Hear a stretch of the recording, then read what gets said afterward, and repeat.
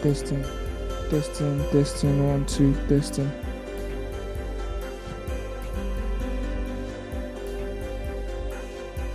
Testing, 1, 2, 3.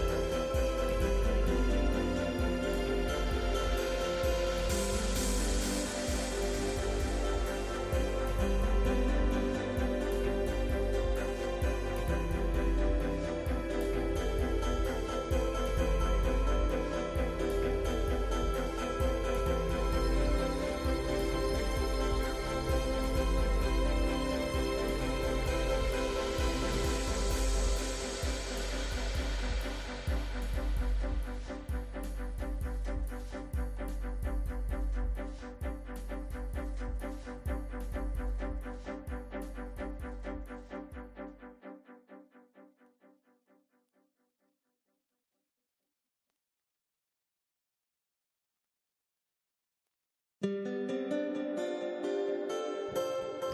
testing, testing, testing, testing, testing. 1, 2, 3. Testing 1, 2, 3. 1, 2, 3.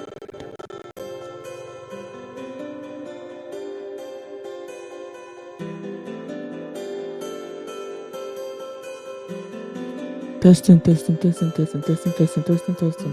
1, 2, 3. 1, 2, 3. 1, 2, 3.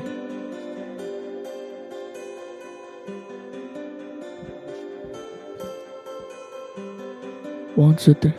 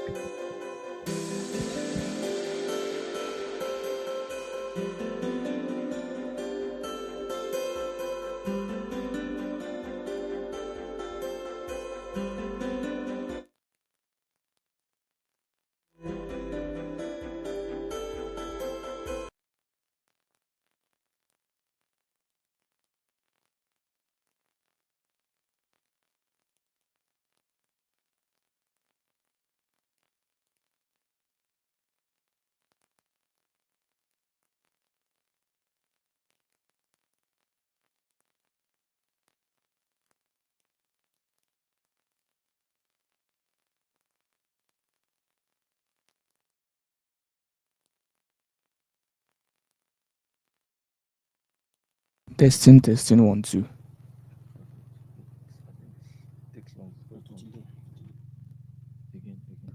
Testing, test.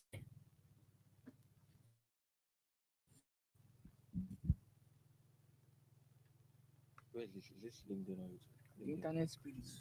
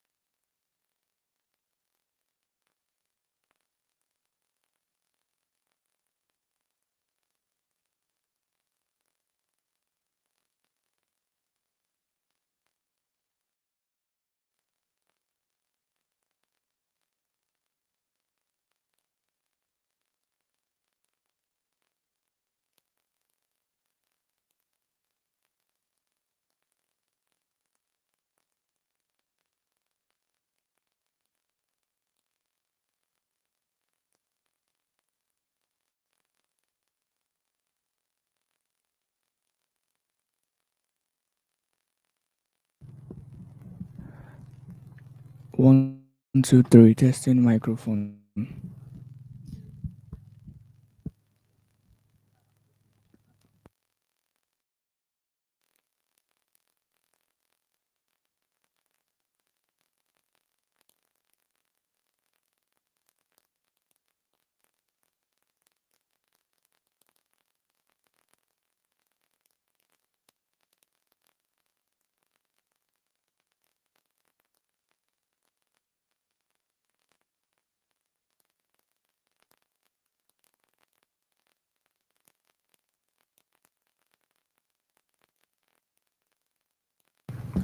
Testing microphone. One, two, three. One, two.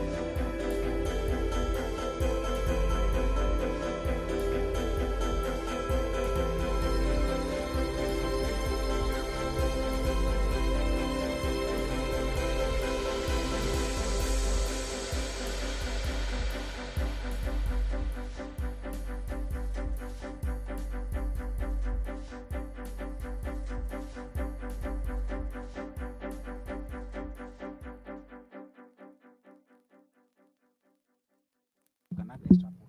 Hold on. Hold on. Just hold on.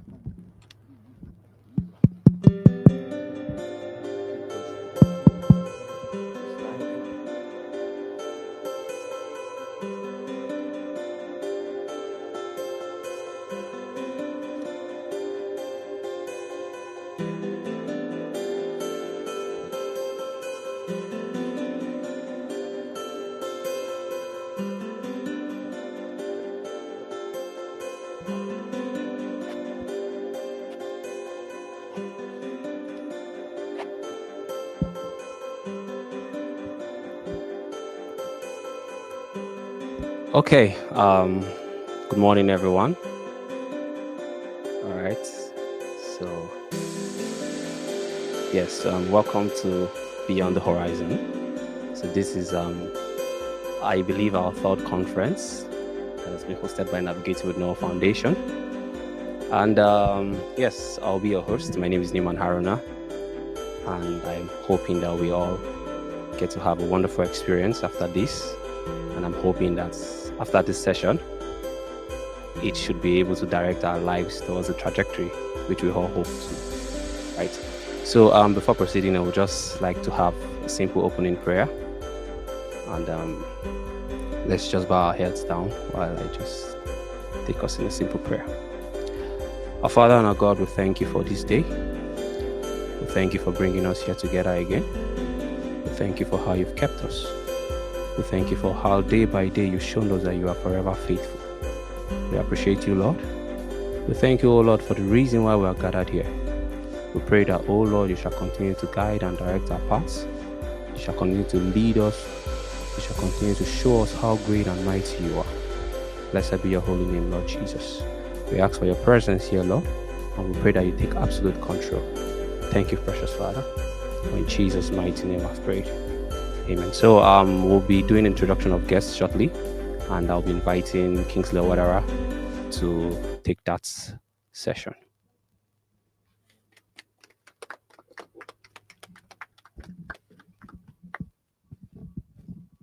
Hi, everyone. Good morning. If you're joining us in person or you are joining us online, we are really happy to have you here. And it's really a honor to be welcoming everybody right here. Welcome to Navigating with Noel's annual conference.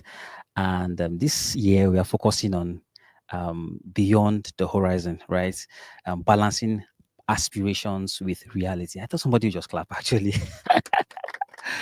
Okay, thank you. Thank you. It's a privilege to have everybody here and an honor to also be introducing myself and introducing everybody. I am speaking on behalf of all the leaders from our founder, Mr. Noel Abdullahi, to all the coaches and all the mentees and every other person. We are anticipating a wonderful session together. We are looking at by the end of this conference, you are able to understand how people are able to balance their aspirations. I mean, we all have aspirations. And one of those aspirations is that you want to be a big man or a big woman, to have plenty money, you have your dream jobs, you have your dream vacation location, and so many dreams, so many aspirations. But, between your aspirations to the reality of achieving your aspirations, what are those things in between? And that is really what we are looking at exploring this conference. Just I want to employ everyone, whether you're joining online, you're joining in person, to just sit tight and just pay attention. And I believe, right, I believe that you will be able to learn something by the end of this conference. We have a great line of speakers that have great experience, either through experience as personal experience or through experience because of their jobs. Should have a lot of experience. So just keep your questions. We also have time for questions and answers. And together we know that it's just like you're trying to just drop a bit of water into the bucket, drop by drop and drop by drop. In no time, it gets filled up. So most times we have aspirations, and a little word here, a little word there, a little word here, a little word there. And then together you see that it becomes a whole thought. So just sit back and relax and also enjoy every segment of the conference. Thank you all, and I look forward to hearing feedback from you at the end of the conference on what you have been able to learn. Thank you all.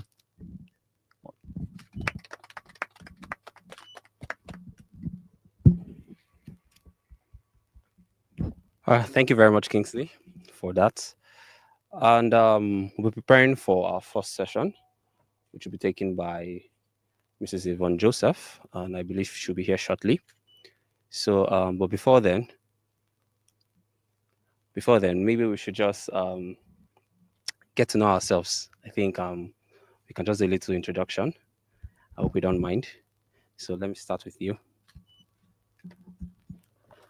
My name is Faithful Dokina. Okay. I'm still in secondary school.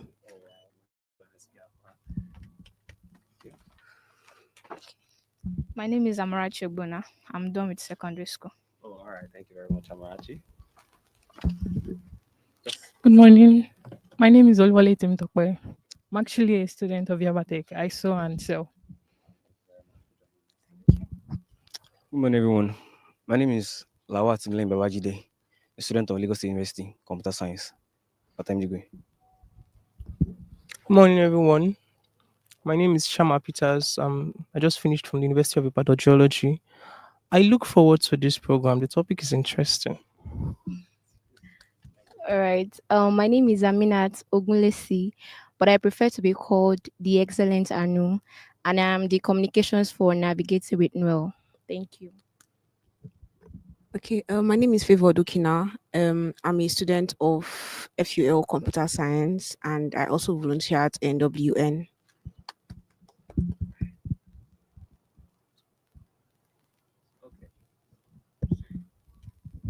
All right, thank you very much, everyone.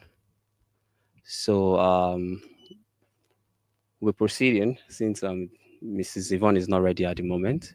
So let's see if we can have our keynote speech.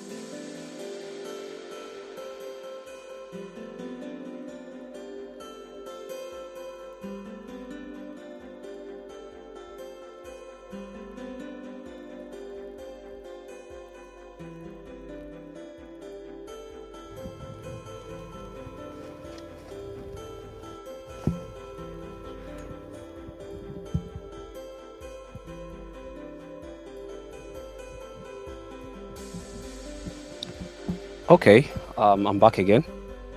So, going forward, we'll be having our first session for today, and our speaker is Yvonne Joseph, who's a passionate advocate for socio-economic development in the tourism industry, leading initiatives that empower women and youth to build sustainable careers and businesses. Her work centers on creating and implementing programs and initiatives that help them become leaders, innovators, and change makers within their communities. Yvonne has contributed and have earned her several prestigious recognitions and awards internationally. So please, ladies and gentlemen, let's put our hands together as we welcome Mrs. Yvonne Joseph.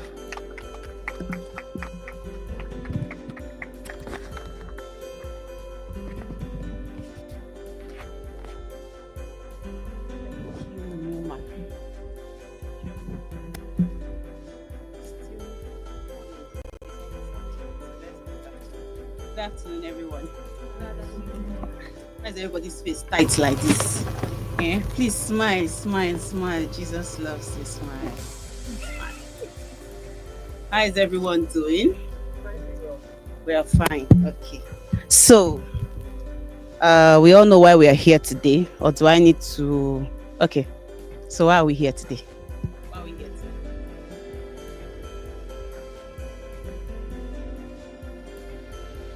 Why are we here today? We are here to go through this is navigating the future. Okay. So we are here to go through the aspiration. Thank you. Thank you. Thank you. Thank you. A round of applause for her. She tried. It's not easy to stand up now. So you're welcome, and I hope that you are expectant, because it's one thing for you to be invited to attend an event or a conference or a meeting. It's another thing for you to be expectant. So I hope you are expectant. I hope you have an expectation that when I leave this event, I would have gained this, and that. I hope you have that, whether in your mind or on your notes. Do you have such expectations? Or you just came because they said we should come, let's just come? Do you have an expectation that when you leave today's event, you would have gained one or two things? All right. Okay, so let's get started. So please, can you help me share my slide? Thank you. Today, we want to talk about personal branding and professional presence in a digital age. I don't know if any one of you have heard of personal branding before. Has anyone heard about people talking about, oh, my personal brand, this is my brand? Who has ever heard of that before?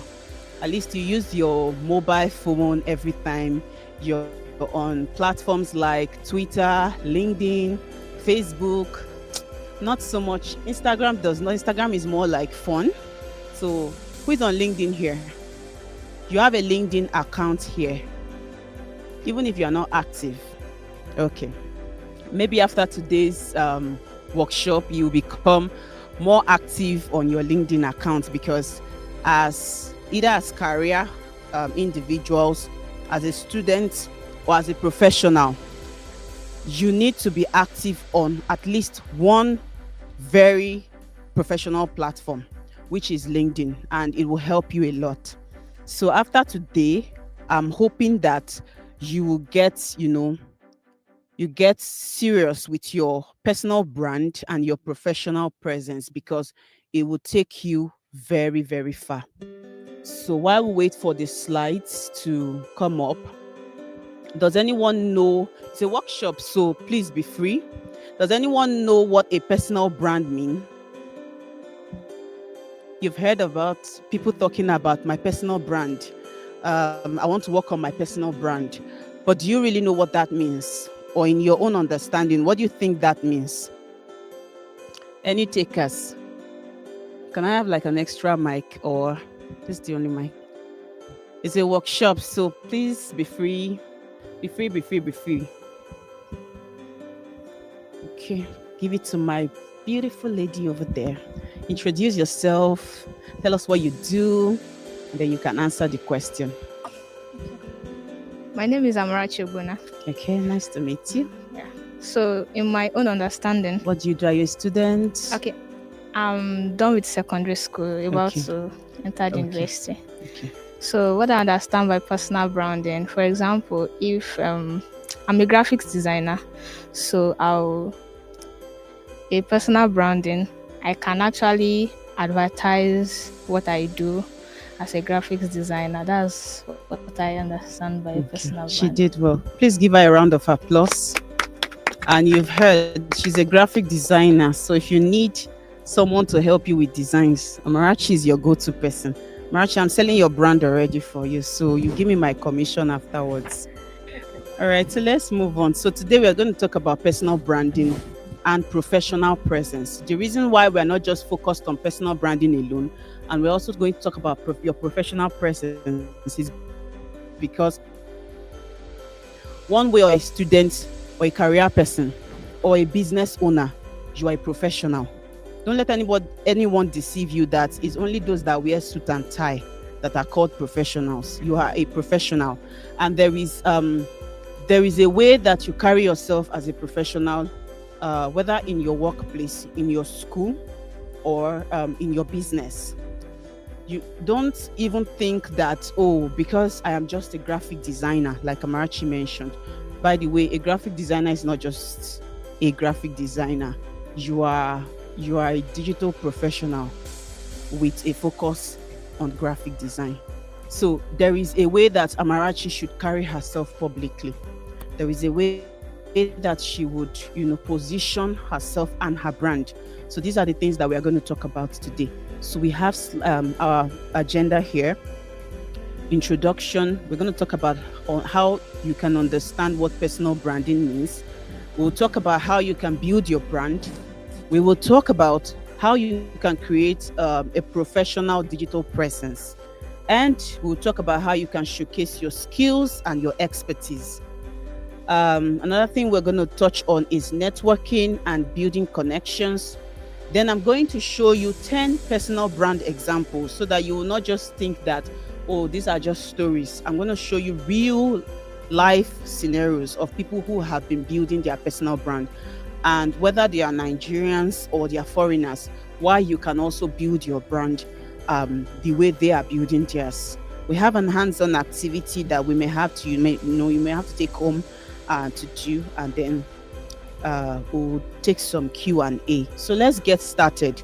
So what's the goal of today's workshop? The goal of today's workshop is to help you understand the significance of building your personal brand and how it can impact your career. Whether you are a student or you are employed by someone, or you run a business, you need a personal brand. A strong, consistent personal brand is your opportunity to make a first or a memorable first impression in the market or anywhere you are. If you are a student and you're currently looking for a job, or you're a student and you're just focused on your education, you need to start putting yourself out there for opportunities. Don't say, oh, when I get to final year, that's when I will start looking for opportunities. No, it doesn't work that way. Even while you are in 100 level, you need to start positioning yourself for the job market. You need to start positioning yourself for opportunities out there. I have heard of students who were in 100 level, and while they were in 100 level, they were already, getting opportunity job market that was allowing them study while they work. And I've heard another set of students that felt like, no, I must finish school before I start thinking of any other thing. The world has changed. The economic system is going down every day. The prices in things, you already know how everything is going, especially because we live in Nigeria. So I'm going to bring it down. I'm going to bring it home to us here. So you don't need to wait until you are a graduate. And even those that are already graduate, you don't need to say, oh, when I'm done with NYSC, or oh, after NYSC, after my place of primary assignment, I've done my posting, I'm through with everything, I'll now start looking for where to really work. No, it doesn't work that way. You need to build your brand, and I'll show you why building your brand can land you lots of opportunities. Before I start, let me share a story with you, and it's a real life story about myself. When COVID-19 came, the pandemic, you remember the pandemic? Who remembers pandemic? You forgotten pandemic so soon? Me, I cannot forget to because that pandemic showed me premium shege. So I remember I was doing a professional program in Ghana for in hospitality management. So I had this desire that I would finish the professional program, and I'll come down to Nigeria, and then I'll start consulting for hotel owners and other hospitality brands. And while I was doing the program, of course, Ghana is not my home country. Unlike Nigeria, where I can be doing the program and I can be looking for something else to do. But there it's different. It's a different world out there. And I was wondering, what can I be doing while I've never known how to just do student life. I've always worked and school at the same time. But when I was there, it was different. And I started looking for opportunities, and they were not, I wasn't seeing anything concrete that was in line with my skill set. So we continued, and I was almost done with the program when COVID-19, the pandemic now, showed its face. And then it was as if wind was blowing it towards Africa. And I remember March 2nd, they announced that, the airports are going to be shut down, everywhere will be shut down and all. March 3rd, the next day, I took my bags and I quickly boarded the next plane and I left back to Nigeria, because I thought it's safer to be in my home country than to be where, I don't have family or friends or anybody that I can run to if anything happens. We thought the world was going to end. So I went back to Nigeria, and everything just looked like everything has spoiled. No jobs. Everywhere was practically shut down. No businesses. Everybody was indoor. And I was wondering, what am I going to do? Wait. Is this how I'm just going to sit down and be waiting for this so-called pandemic to be over before I pick my life, back again? And I said, no, I have built something in the past. Let me go and revive what I have built. In the past, I was very serious about taking my brand seriously. Like, I was very serious about putting myself out there. I would go for events. I would pay for courses. I would take, trainings, because I wanted to be a better person. And I wanted to move from the level of students, even to from the level of student to the level of business owner, I wanted to be a global person. So I was looking out for global opportunities. So I told myself, no, I have built something in the past. Those things that I've built in the past, they are not wasted. And that's the very good thing about building a personal brand. Anything that you do right now is not a waste. It gets stored up. You don't know when you are going to need it. If you felt like, I took this certification and I didn't even use it to do anything, or I took this training, I didn't even use it to do anything. It looked like at that time it wasn't relevant for you. Well, guess what? The time you would need that thing, it will be very shocking. During that period, I had taken different professional trainings. In fact, my friends were laughing at me. They told me that they are always seeing me posting about a certification that I just completed. So they were laughing at me like, how many trainings do you want to take? You're always posting about certification. Are you not done? Are you not done with school? What are you still reading since? Your mates are already working at any money. You are still taking professional certification up and down. But for me, that was like the best way for me to build my brand, because I don't know when I'm going to need those things. So what happened during COVID? The same colleagues that were laughing at me, their jobs were affected. All our jobs were affected. But because they did not have any. Okay. Thank you for the feedback. Okay. We're waiting for our media people. Oh. Thank you. Thank you for the feedback. I've heard my voice.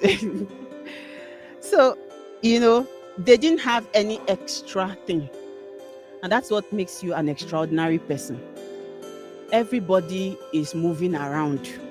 You have to move from the level of ordinary to extraordinary. Why do you think they put extra in the ordinary? Because you have to do what others are not willing to do.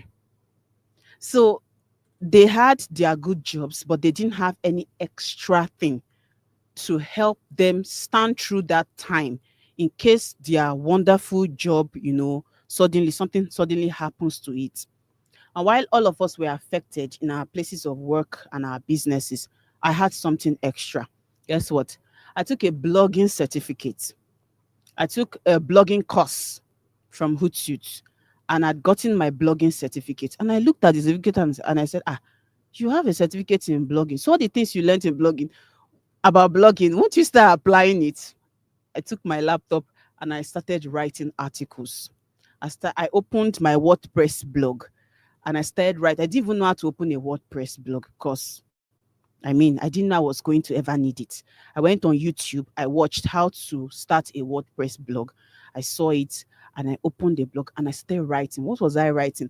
I was sharing my experience as a student in the hospitality industry, in hospitality management, and my experience also as a worker, because I was working and also schooling at the same time. I was just writing. I didn't even know anybody was going ever to read it, if anybody was ever going to read it or see it. I just said, let me keep myself busy. I was writing one blog after the other. Today I'll write, I'll post, tomorrow write, I'll post. So I was posting. And then one day I received a phone call.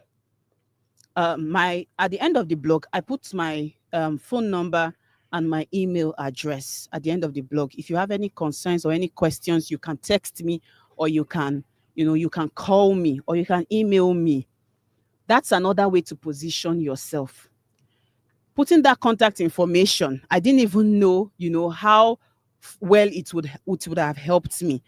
One day I received a phone call. I saw the number. I couldn't pick because the number looked foreign. It was an American number. I said, scammers in COVID. No, I'm not going to pick. I didn't pick that call. The number called again the next day. I didn't pick the call. Then I received an email. And in the email, the person wrote that they had called me several times and I didn't pick that. Please, there are so people, they introduced themselves, they introduced their company and said they stumbled. The word stumbled. They stumbled on one of my blog posts. They love the way I write and they want me to write for them. This was in the midst of pandemic. Businesses were not working. I was like, eh? So scammers, they've taken control over my email, eh? So in my mind, I was like, who will stumble on my post? Like, I was just writing, but I didn't know the traction at which. So I'm trying to explain to you how the digital age is very powerful. The age that we live in now, if you are not taking advantage of it, all you do on the social media platform is to watch TikTok videos, watch skit makers.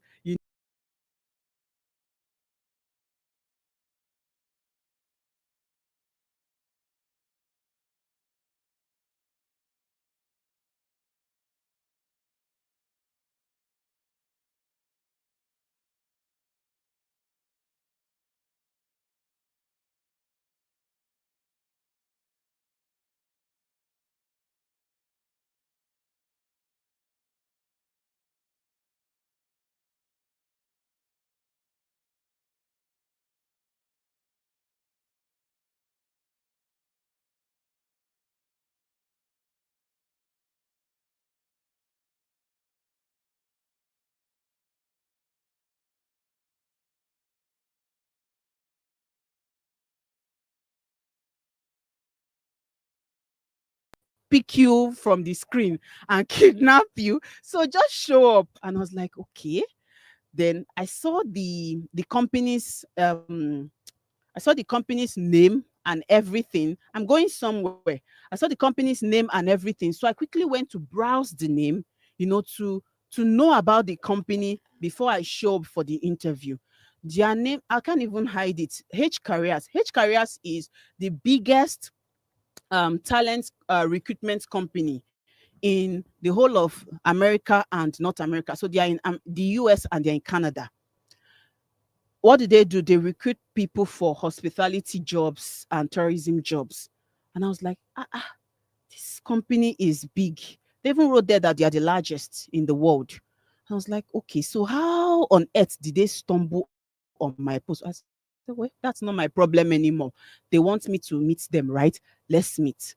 I remember that day because I already knew how uncomfortable it might be for me to have that live event in my house. My house was not bad, but my surrounding environment. So I'll have things like maybe I'm just doing a live call now. Somebody will just start shouting, making noise, or beating a child, or putting on their generator. We are in Nigeria now. Let's talk.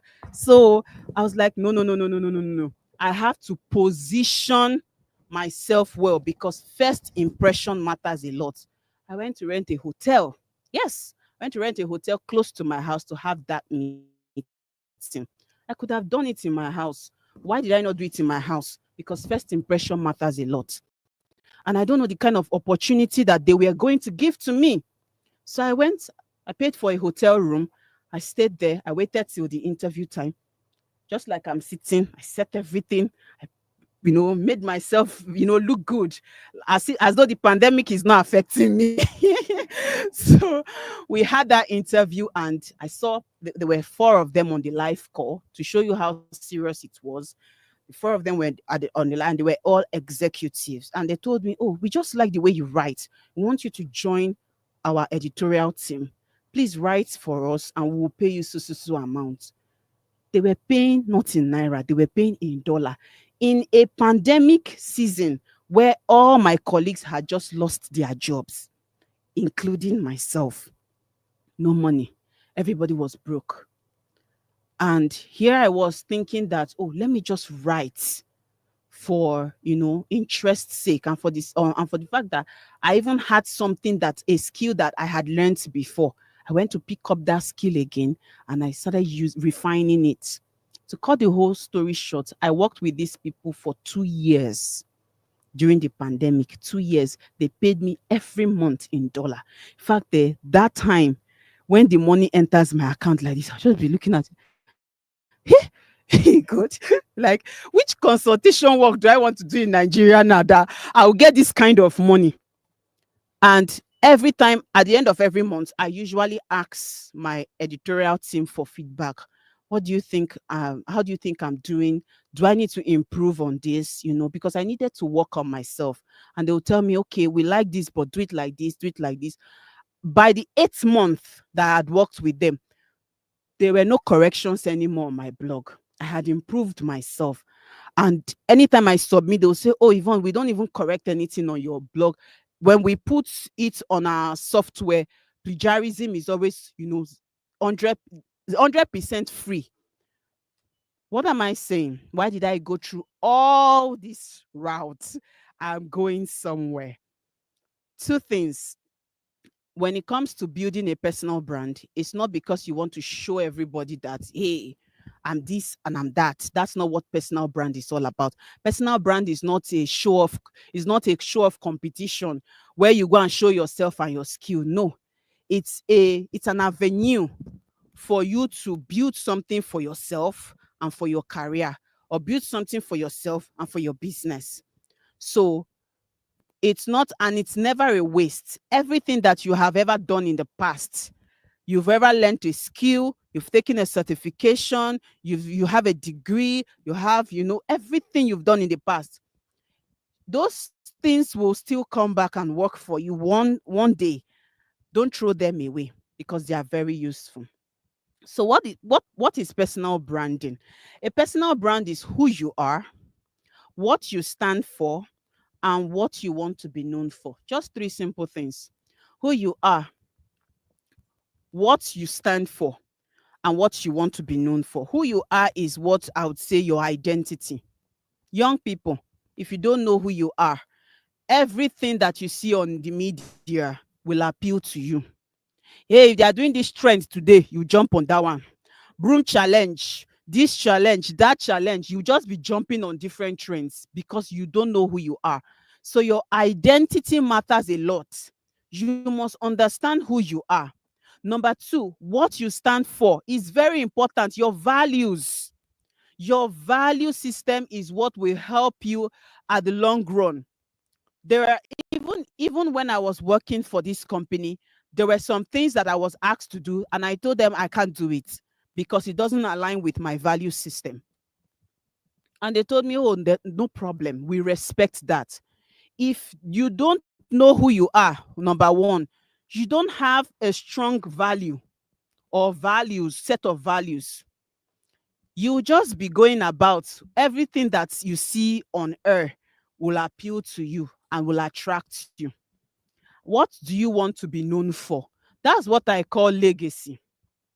Yes, that's what I call legacy. When you leave this earth now, what will people remember you for?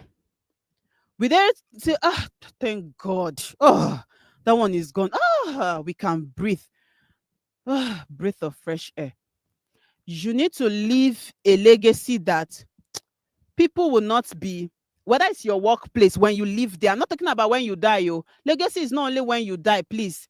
You can live a particular environment, maybe your streets, and people are weeping when you are going because that street, they know that street can never be the same without you. You can be graduating from your school and they are crying, wishing that there's sort of like an extension so that you can stay, because they know that school will not be the same without you. You can be living a particular place of work and everything will just feel somehow when you go, because you have identified what you want to be known for and you're already working in that purpose. You're already working in that light. So your identity, your values, and legacy, very important. Those three things, if you can master them in life, nothing will move you and nothing will stand in your way.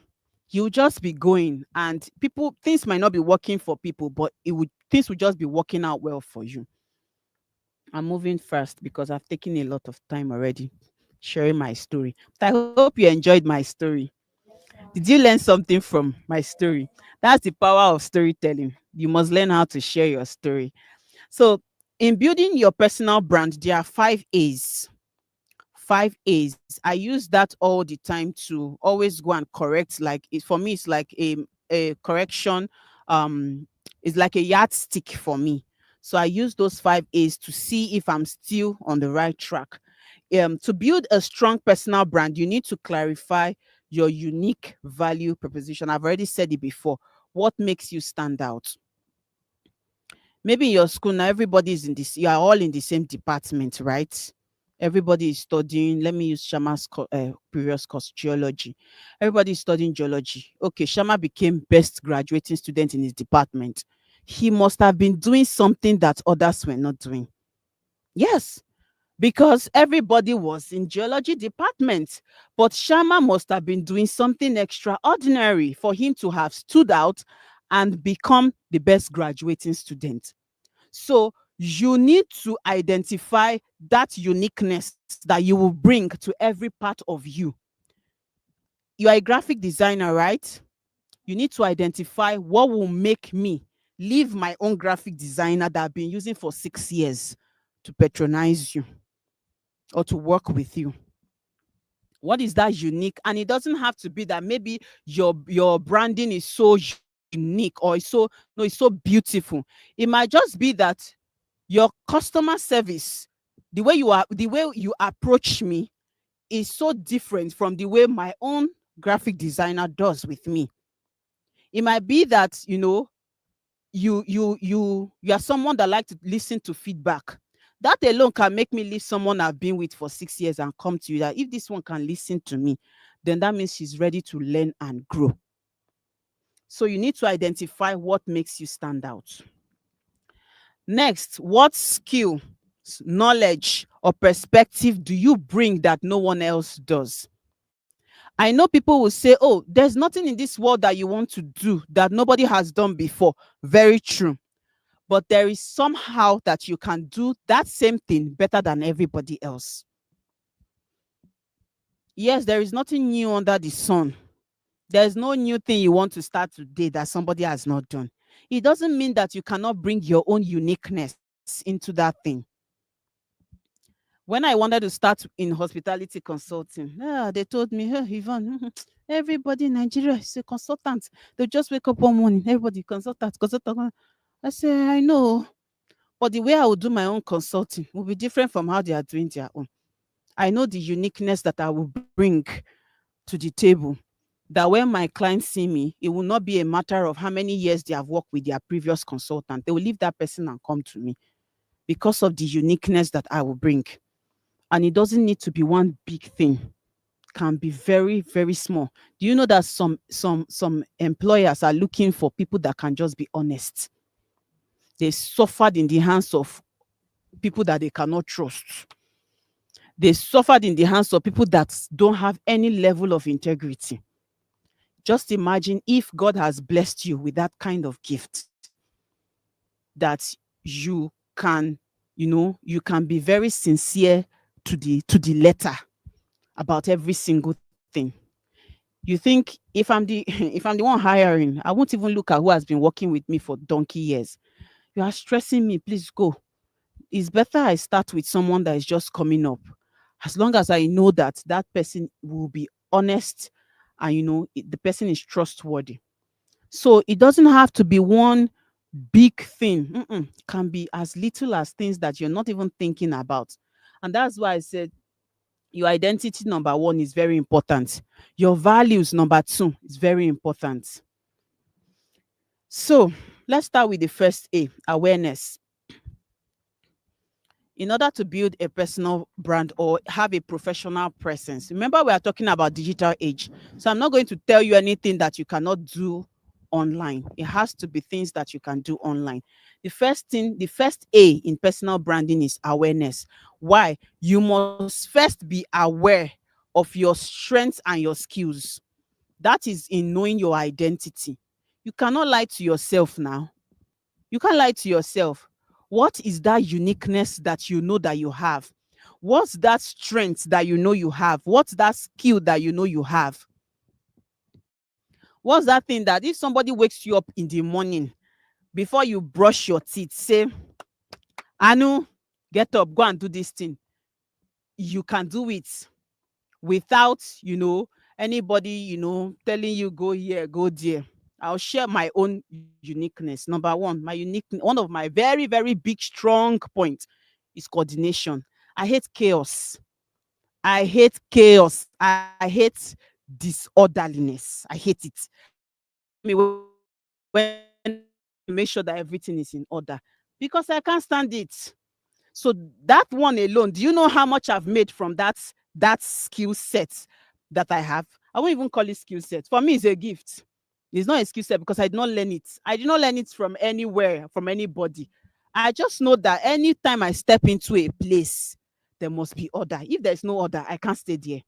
It's like something is just tricking me to just leave. But I will not leave. I will make sure that I put things, in place before I leave. I'll make sure that I set things in motion before I leave. And that was why I excelled very well as an event manager. Oh, my boss enjoyed me. She enjoyed me so much. She didn't want me to go. Whenever we step into a place to manage a particular event, when the students are just going, everybody just going like this, doing anyhow they like. Once I enter like this, everybody will adjust. Not because I carry that, not because I'm trying to scare them or anything, but there's that aura of orderliness that I bring. When I step in like this, they know that whatever they are doing that is not right, they have to put themselves in order. So I used that in my business and it worked for me. So it's not just to know about what you carry, is to find how you can put those things that you carry, whether it's gifts, talents, skills, knowledge, Find how to put it into your school, your job. Some of you, they'll make you class prefect or what do they call it these days? Class prefects, because they know that you can command, you have leadership skills. You know how to manage people. You know how to get people together in one room. That's a gift that you should not throw away. That's it. And start saying, wow, I've noticed this thing about me. How can I work on it and use it to build my personal brand and my professional presence? Don't just ignore it and say, well, if I do, they'll say I too do. I'm doing too much. I'm doing too. You know how many people have told me, you're over too much. Go and sit like that as it is. Who is seeing it? You know how many people have told me. But if I listen to all of them saying all those things, do you think I'll be able to use that skill set, apply it to my personal life and my professional life? My girl, she's here. She knows. When I come downstairs like this, I'm already looking around. Why is this thing here?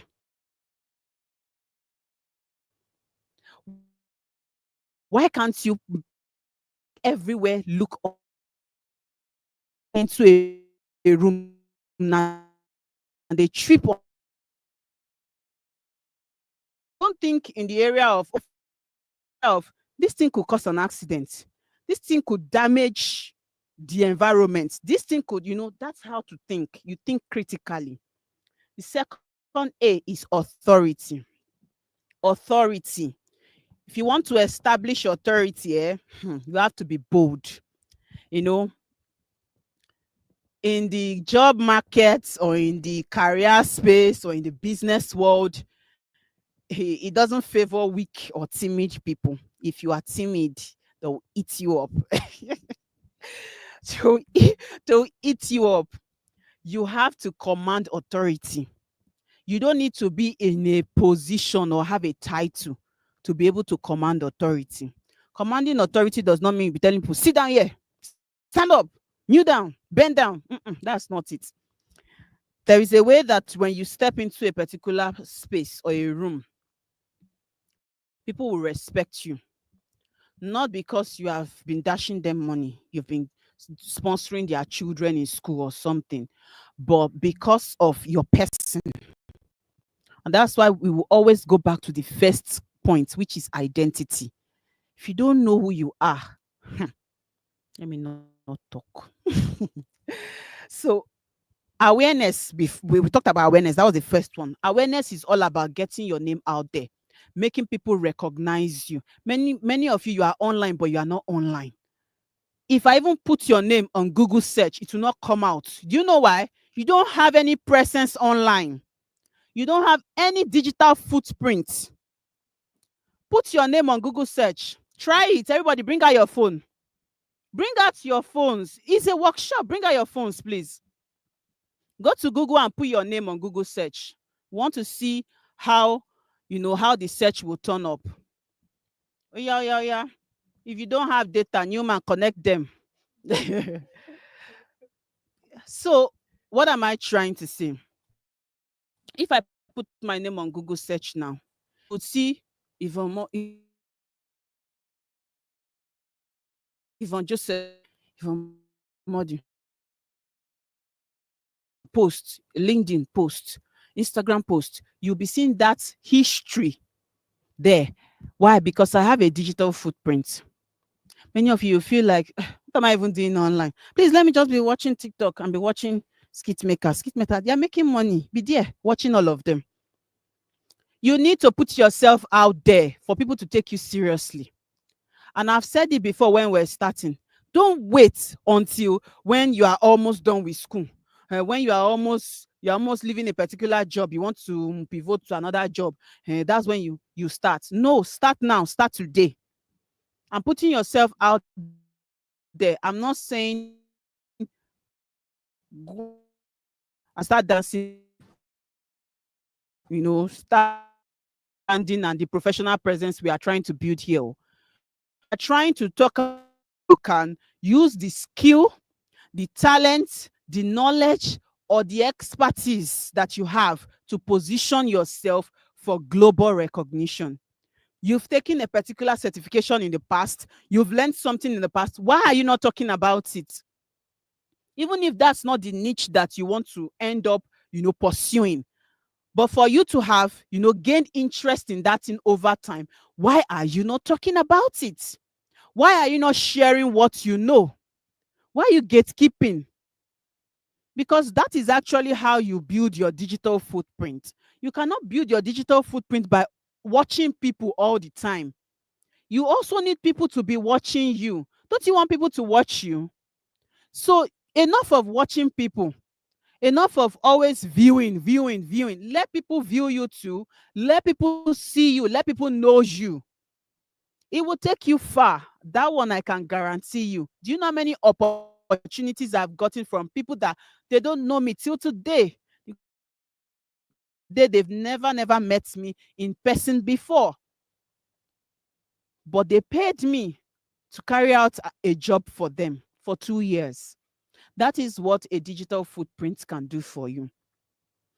So authority is what? Establishing your voice in the field. So authority establishes you as a credible voice in your field. Gradually, when you start putting yourself out there, which is the awareness stage, you move to authority stage. People start saying, wow, she's knowledgeable about this area. I should listen to her, or I should read her blog, or I should read her post. Authority starts to come in. People start seeing you as a credible person in that area. But when you keep quiet, you don't build any form of awareness, authority cannot come in. You can't jump from one and move to the next one. It's a stage. The next thing that happens to you is people see you as an authentic person. Forget it, oh. The world hates fake people. Don't mind what you are seeing on social media. You think the world favors fake people. They are only glorifying their act. Serious people know how to spot fake people from real people. So you don't need to fake anything.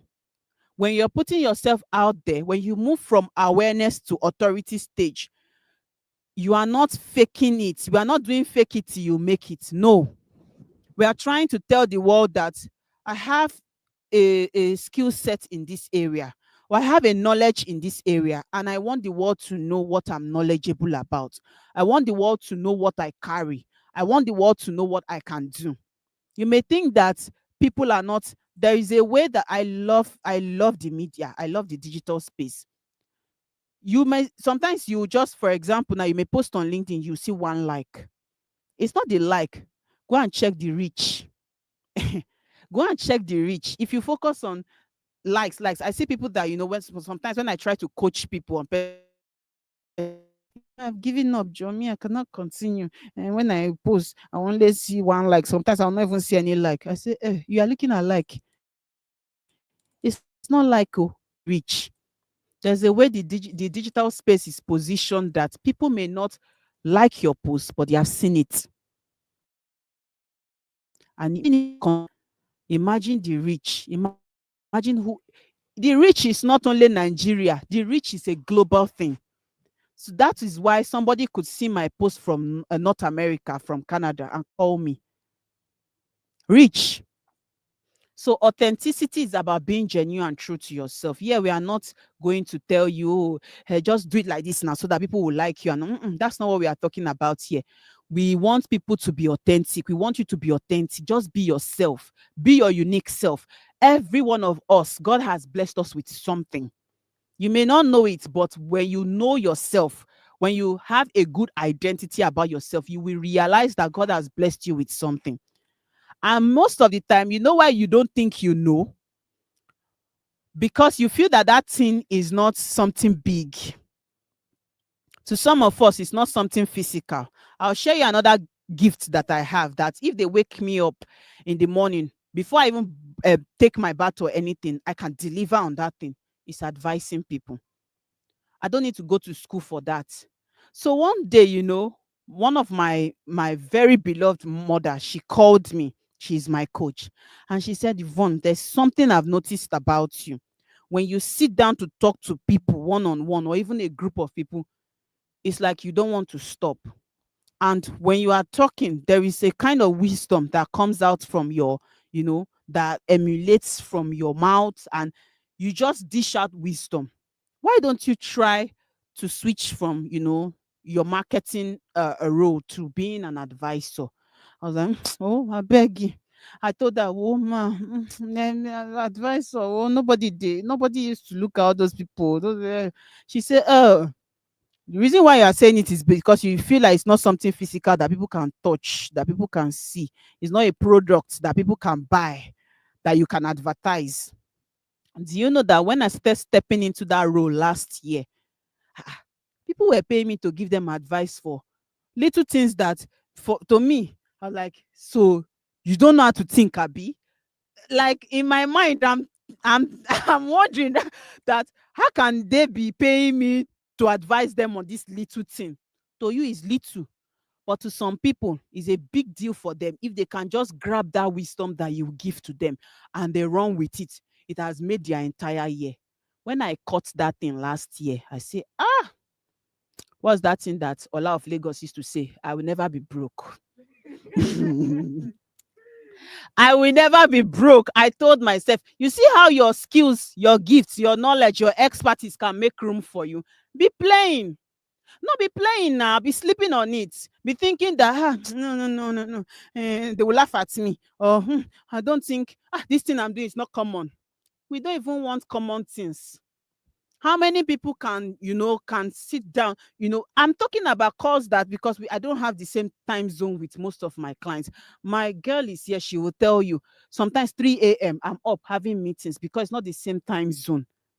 So you think it's that 3 a.m. I wake up, I want to start thinking about what I'll tell my clients? No, I just go in with wisdom and I open my mouth to talk.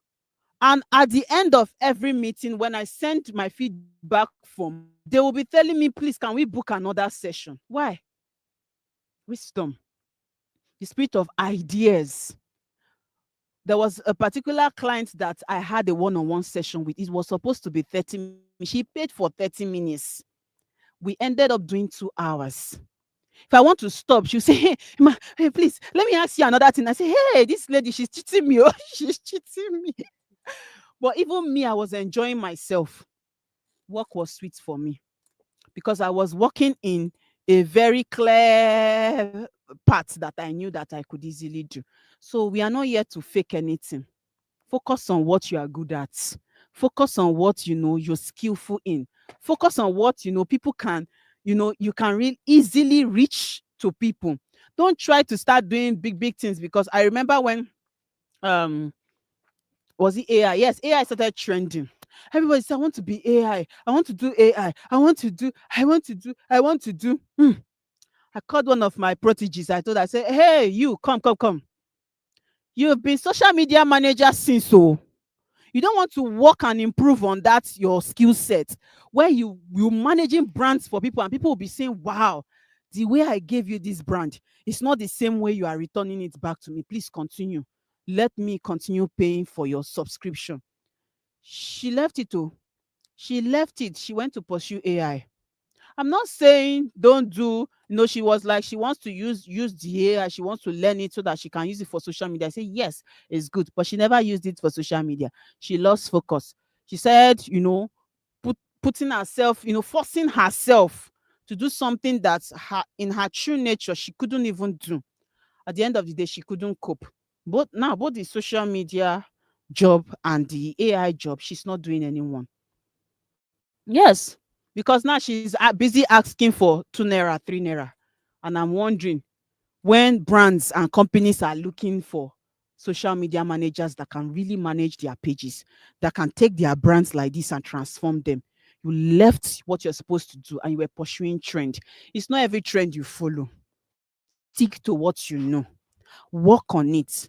My coach used to say, that my very beloved mommy, I'll not mention him. She told us one day in our coaching group, she said, the day she told myself, no, you may be good at something, no, don't rely. Take that gift to school. go and work on it. Go and become the only people that recognizes are people that are their craft. That's why I said everybody can be doing what, but you need to attain some level of expertise that somebody will leave this person and say, no, I want this person. I don't know if you know this lady called Confidence Stavely. She's the number one cybersecurity woman. In fact, she won cybersecurity woman of the world. She's a Nigerian.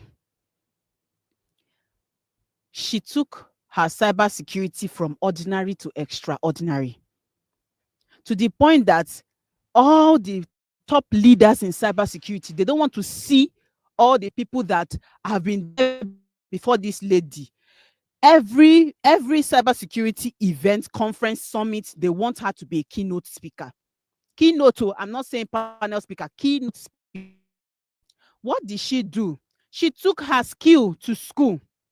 She went to master her craft. This is not the time to be doing things. You are a graphic designer, do it well. You are a fashion designer, so well. It's anyhow and say, anybody that calls me now, let them call me. Anybody that sees me, let them see me. No. Build expertise in a very competitive world. Because guess what? You are not the only graphic designer. You're not the only fashion designer. You're not the only social media manager. There are millions of people out there. Everybody's competing for the same space. But what will move you from being ordinary to extraordinary is when you decide that this is my skill, this is my gift. I want to take it from ordinary to extraordinary. I want to take it to school. How do you take it to school? You go and master your craft. If you were doing something like this before, how can you improve and do it better? So, next thing is appearance. We've talked about, okay, Newman, hold on, please. Okay, please move to the next slide. What was the first A? Second A? Third A? Authenticity. So the next one is appearance. Appearance, and appearance here is almost everything. You know, people think they can just step into the room, wear anything, sit down with professionals, sit down with board members, sit down with executives, you know, and you think they will listen to you. Your appearance is everything.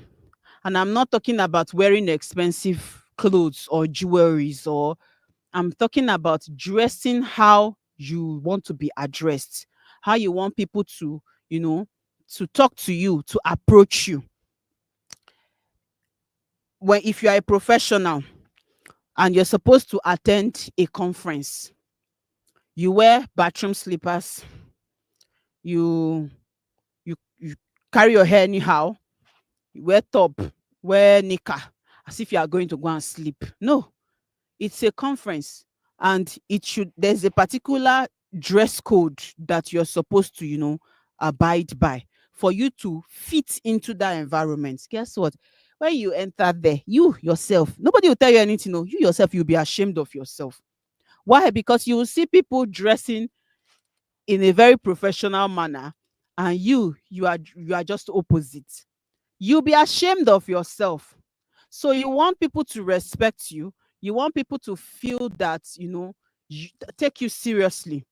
You have to take care of your appearance. It matters a lot. Your appearance is also how you speak to. It's not just how you dress. It's how you speak in public.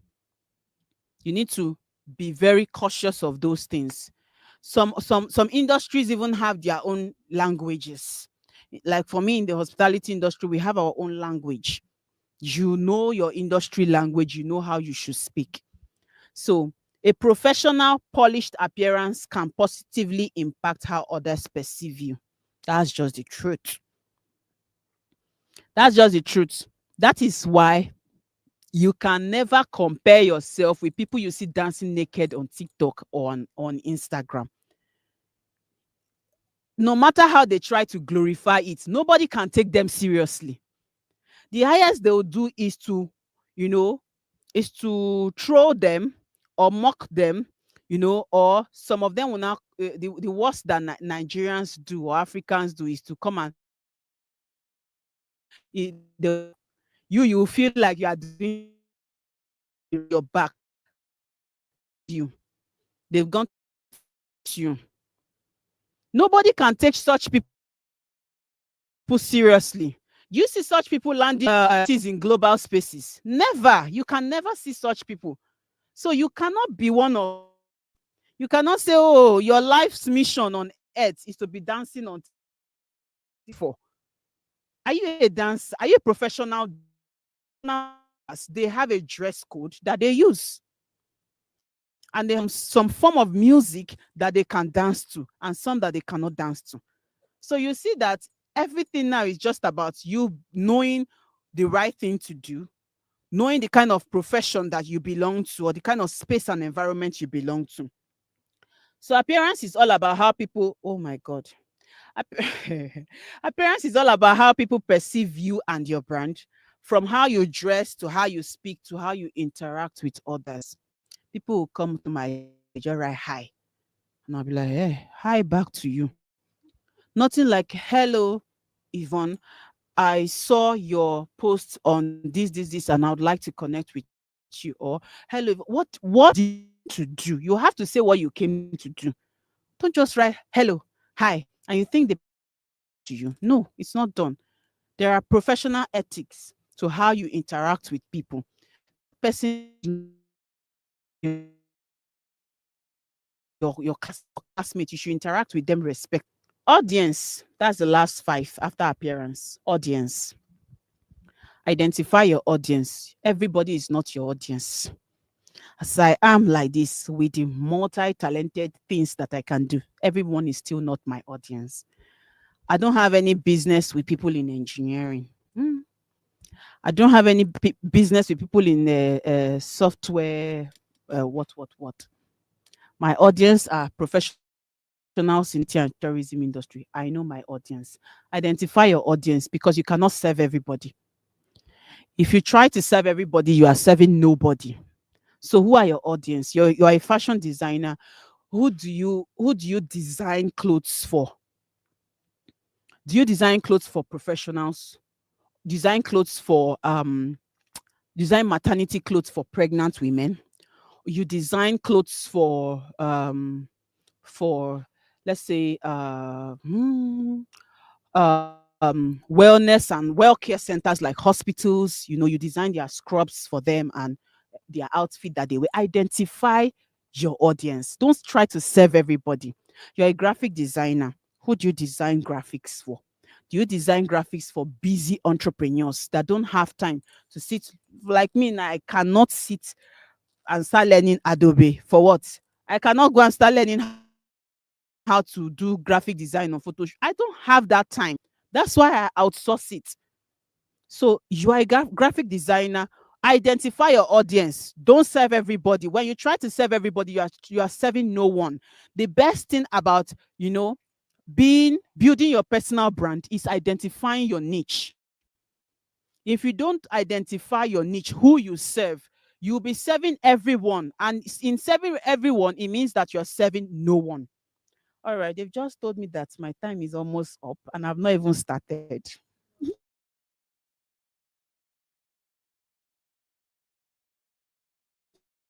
Digital create a professional digital presence, you need to choose. If you check if you follow me a lot, you'll see that I'm not so active on Instagram.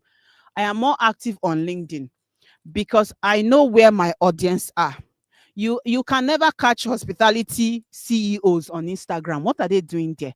So I know that they don't go on Instagram to do anything. They're on LinkedIn trying to secure deals, trying to look for a network and look for the next opportunity. So why should I be very active on a platform where my audience are not there?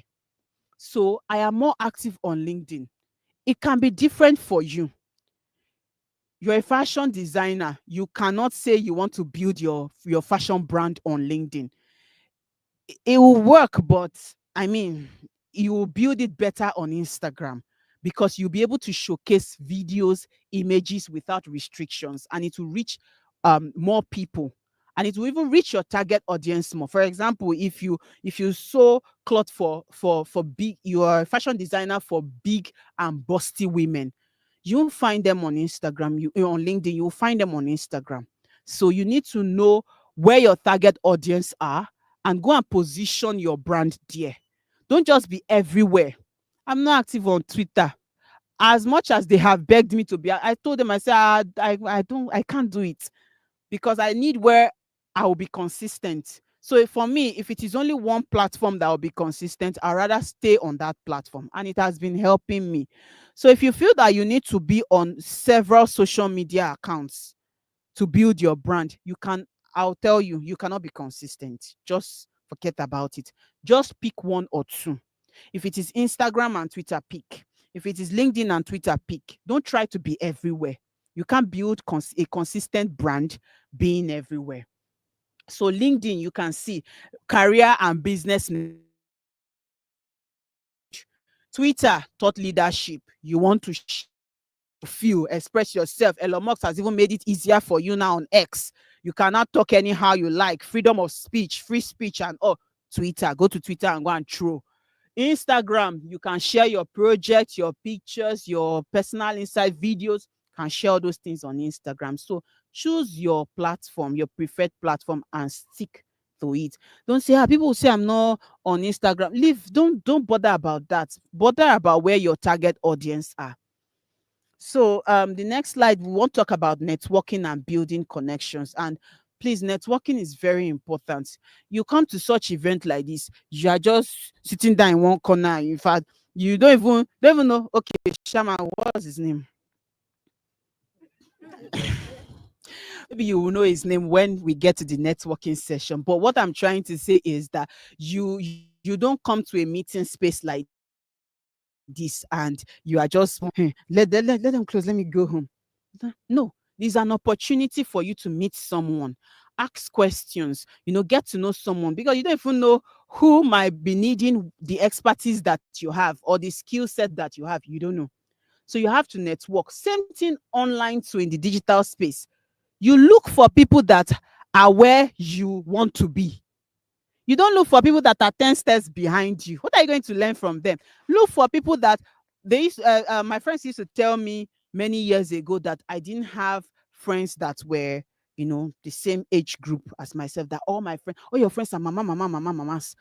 No, they didn't understand me. I was always following people that were 10 steps ahead of me so that I can quickly learn from them.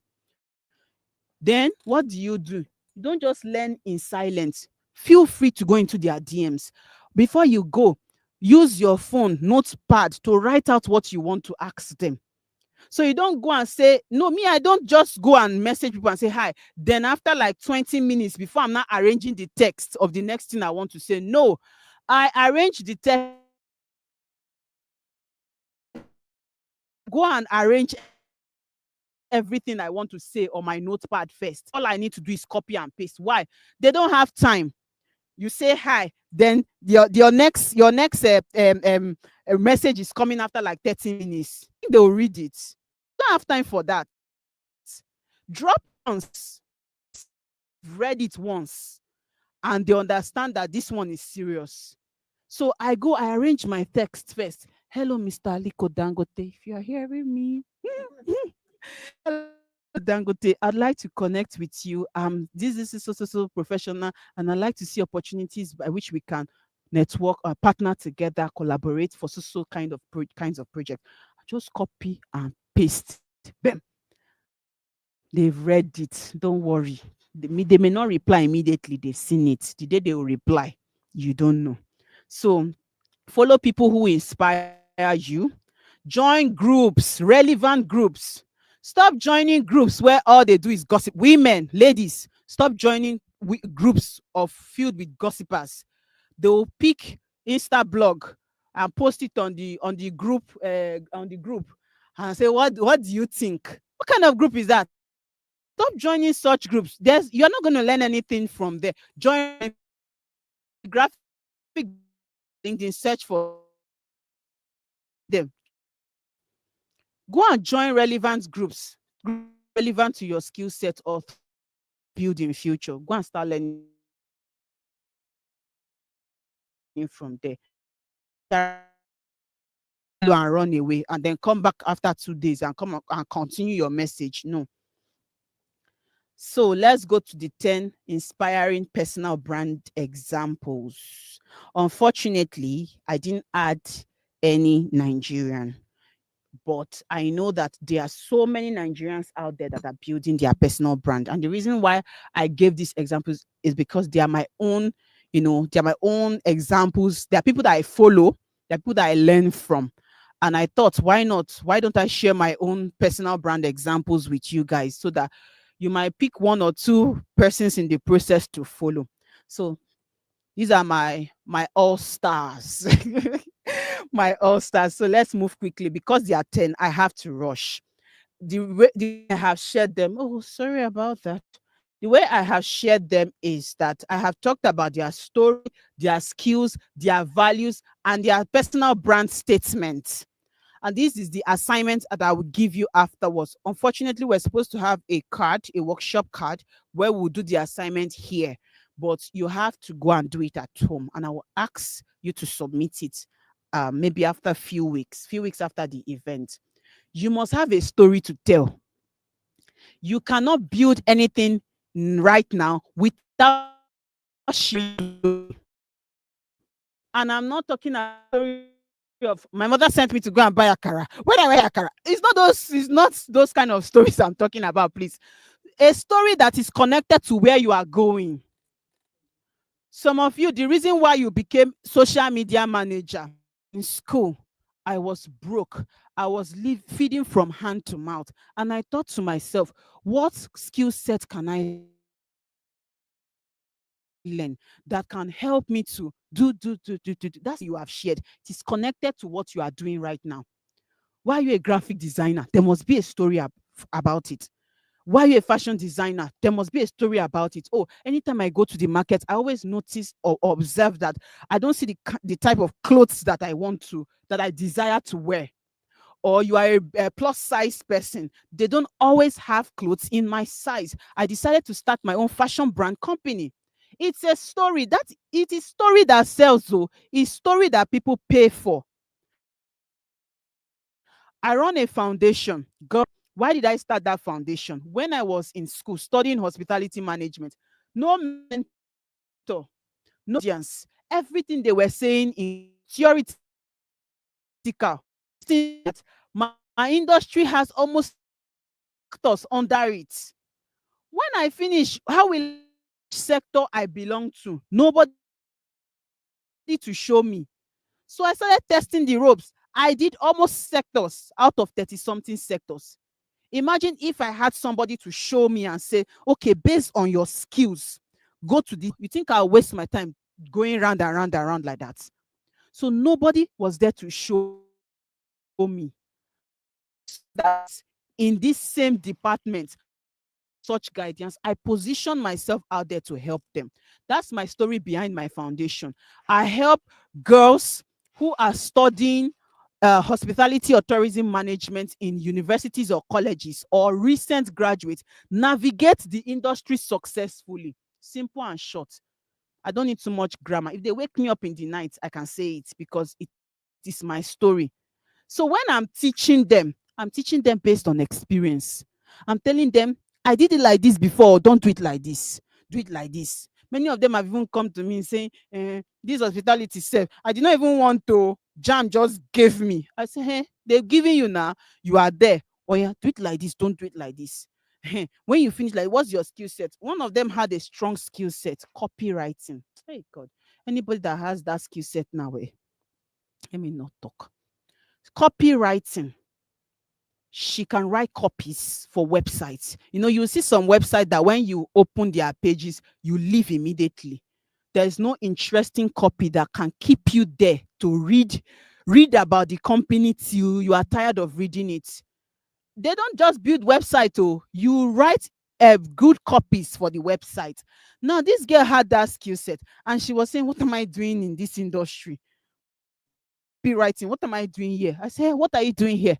You don't know that there's something called transferable skills. where you can pick the skill set that you have and transfer it into your current industry. I said, transfer this your copywriting skills into the hospitality industry. She said, how? I said, can't you write copies for hotel websites? Can't you write copies for restaurant websites? Can't you write copies for travel websites? My industry that has 32 sectors. How many do you even want to? If you pick only travel safe, you get tired of the calls that will be coming in. Guess what? Today now she's building UI UX designs for travel companies. She's still in school. Imagine if she has said, I better go. I don't know what I'm doing here. I'm a copywriter. I found myself in hospitality because they did not give me the course I wanted. And she was just going through life like that till she finished. And she'll come out and I'll be thinking about looking for a job. Now she's not even looking for any job. She says she wants to be a freelancer. It's the first that something called full-time freelancers. Me, I thought freelancers are always part-time. He says she wants to be a full-time freelancer, just collecting jobs here and there. So they said I should round up. Should I go? Okay, so I still have, so let's rush. I have Amy Portfield. What I will just do is I will talk about only their personal brand statements. The reason why you need a statement is because you know what you are known for. So Amy's statement here is, how can being your own boss redefine your life? So her story was that she left a very toxic workplace. Her boss was treating her badly. And she was like, what is this? On top of peanuts. And she started building her own side business. That's how she's the highest, person that has, she's built the highest online marketing school in the world. That's Amy. The next person is Tim Ferriss. You know Tim Ferriss' story. They'll share the slides with you. We have Mark Manson, Maria Folio. You know Maria now. You know Maria Folio. She had interviewed Oprah before.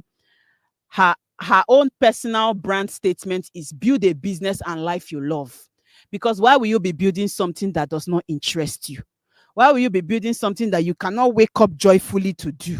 It doesn't make any sense. So that's what she does. So all her courses, all her books, everything revolves around that statement. That's why you need a statement. A statement is simple. It's just attached to your story. Why are you doing what you are doing? You know Seth Godin. Then we have Brené Brown. We have Neil Patel. Neil Patel is from a generation of the Patel family. His story is something that you should go and research on. He's one of the powerful persons when it comes to SEO, digital marketing. If that is your field, you should be following Neil Patel. We have Gary Kelly. So I've covered everybody. So what do they have in common? Move to the all of them have in common. Number one is authenticity. And we've said it before. You cannot build a fake brand. You need to be authentic. Be yourself. Don't copy anybody. Just bring out that your unique skills and deliver it to the world. That thing you are thinking that, people may not like or people may not appreciate. Let me not use the word like. People may not appreciate. Might be what people are actually looking for. That's why you don't have to copy anybody. So you bring your unique self and your authentic self. So what they all have in common is authenticity. And I have a very, very, very valuable quote that I have. You can see my name in front of it. If you cannot tell your story, you cannot build anything of value. And that's the truth. I've shared, how many stories have I shared with you today? And I've shared like 3 different stories. That's because every one of us, we have a story to tell. If you cannot share your story, you cannot build a brand. Don't shy away from your story. Someone like Shaman now, he has plenty stories to tell online. You can start by talking about how, you entered into the university. Did you ever think that you were going to emerge as best graduating student?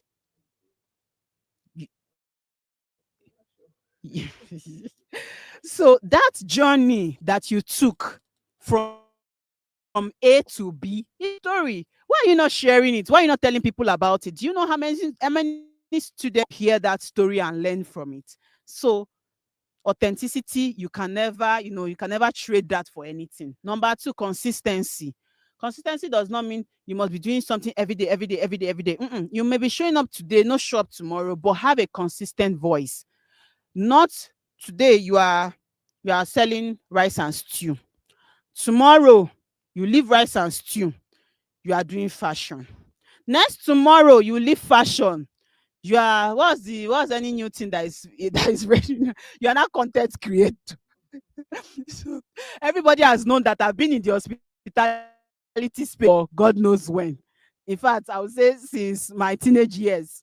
I may be doing other things in the hospitality space, but I've never left that sector. So you need to be consistent with your voice. Let people know you for what. If you are in this industry, stay there. Stay there, learn, grow, master the industry. You can move, around the different areas in the industry, not just jumping from here to here. Only you have entered 7 industries. You are even planning to go to oil and gas very soon. Please be consistent. You know why you need to be consistent? So that people can have that, there's a roadmap people will follow to locate you. If you are here, everywhere, when they go like this, they are lost. Where is she today? Oh, they will turn like this. She's there. It's zigzag. But when you are, you are consistent, they know that yes, the path for you may not be an everyday thing, but they know that this is where you will follow. Some people, they know the road they will follow to go to school every day. Let them not kidnap you, please. Yeah, that one is on a different ball game. Because I remember when we were small, they used to tell us, if you pass here today, don't pass here tomorrow. People are watching you. That one is a different thing. We are talking about building your brand. Please have one pathway so that people can trace you to that particular point, that yes, she's heading on this path. And another thing they have in common is value.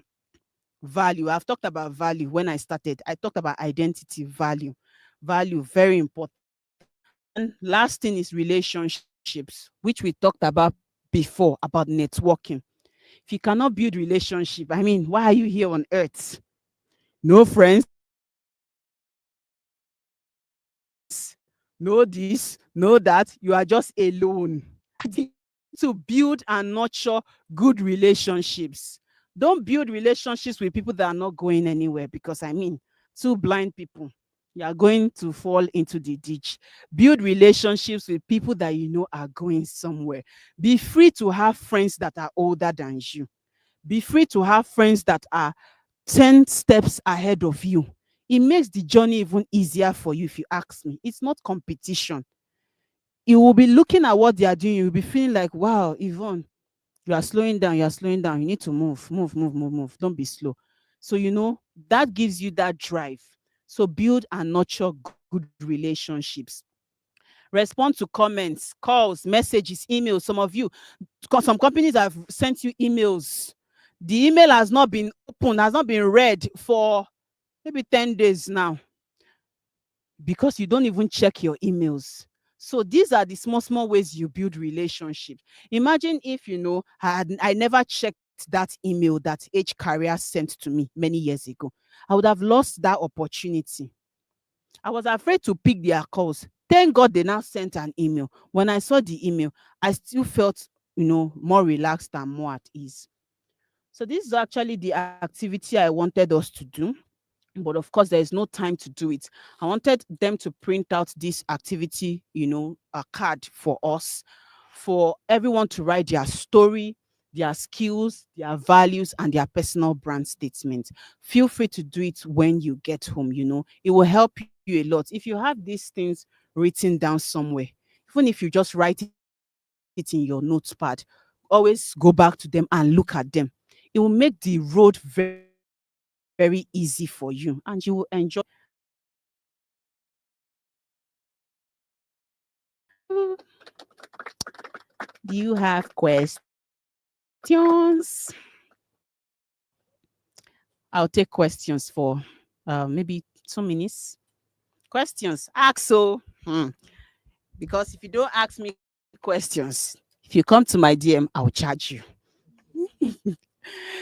Okay, so do you have questions? Does anyone have questions, comments, concerns? Oh, you're good. Are you good? Did you learn something? Okay, so yeah, good. Thank you. Thank you very much. Please let's put our hands together for Mrs. Yvonne. I'm good. All right, thank you very much. Okay, I believe that was insightful. I'm sure we all learned something to take home. And of course, the hands-on session, I believe we should all respond with immediate. We'll be having our panel session shortly. We would need to get this arranged so that we can proceed with that. So please, let's just get ready for that. All right. Okay. Yes, please.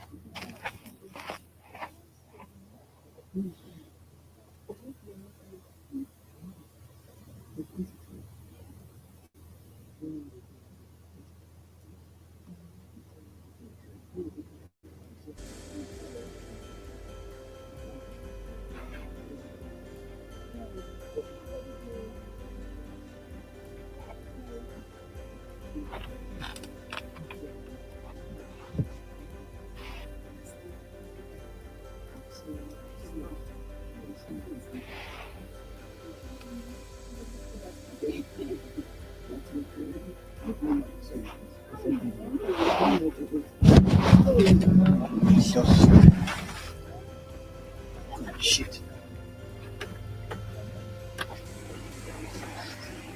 All right.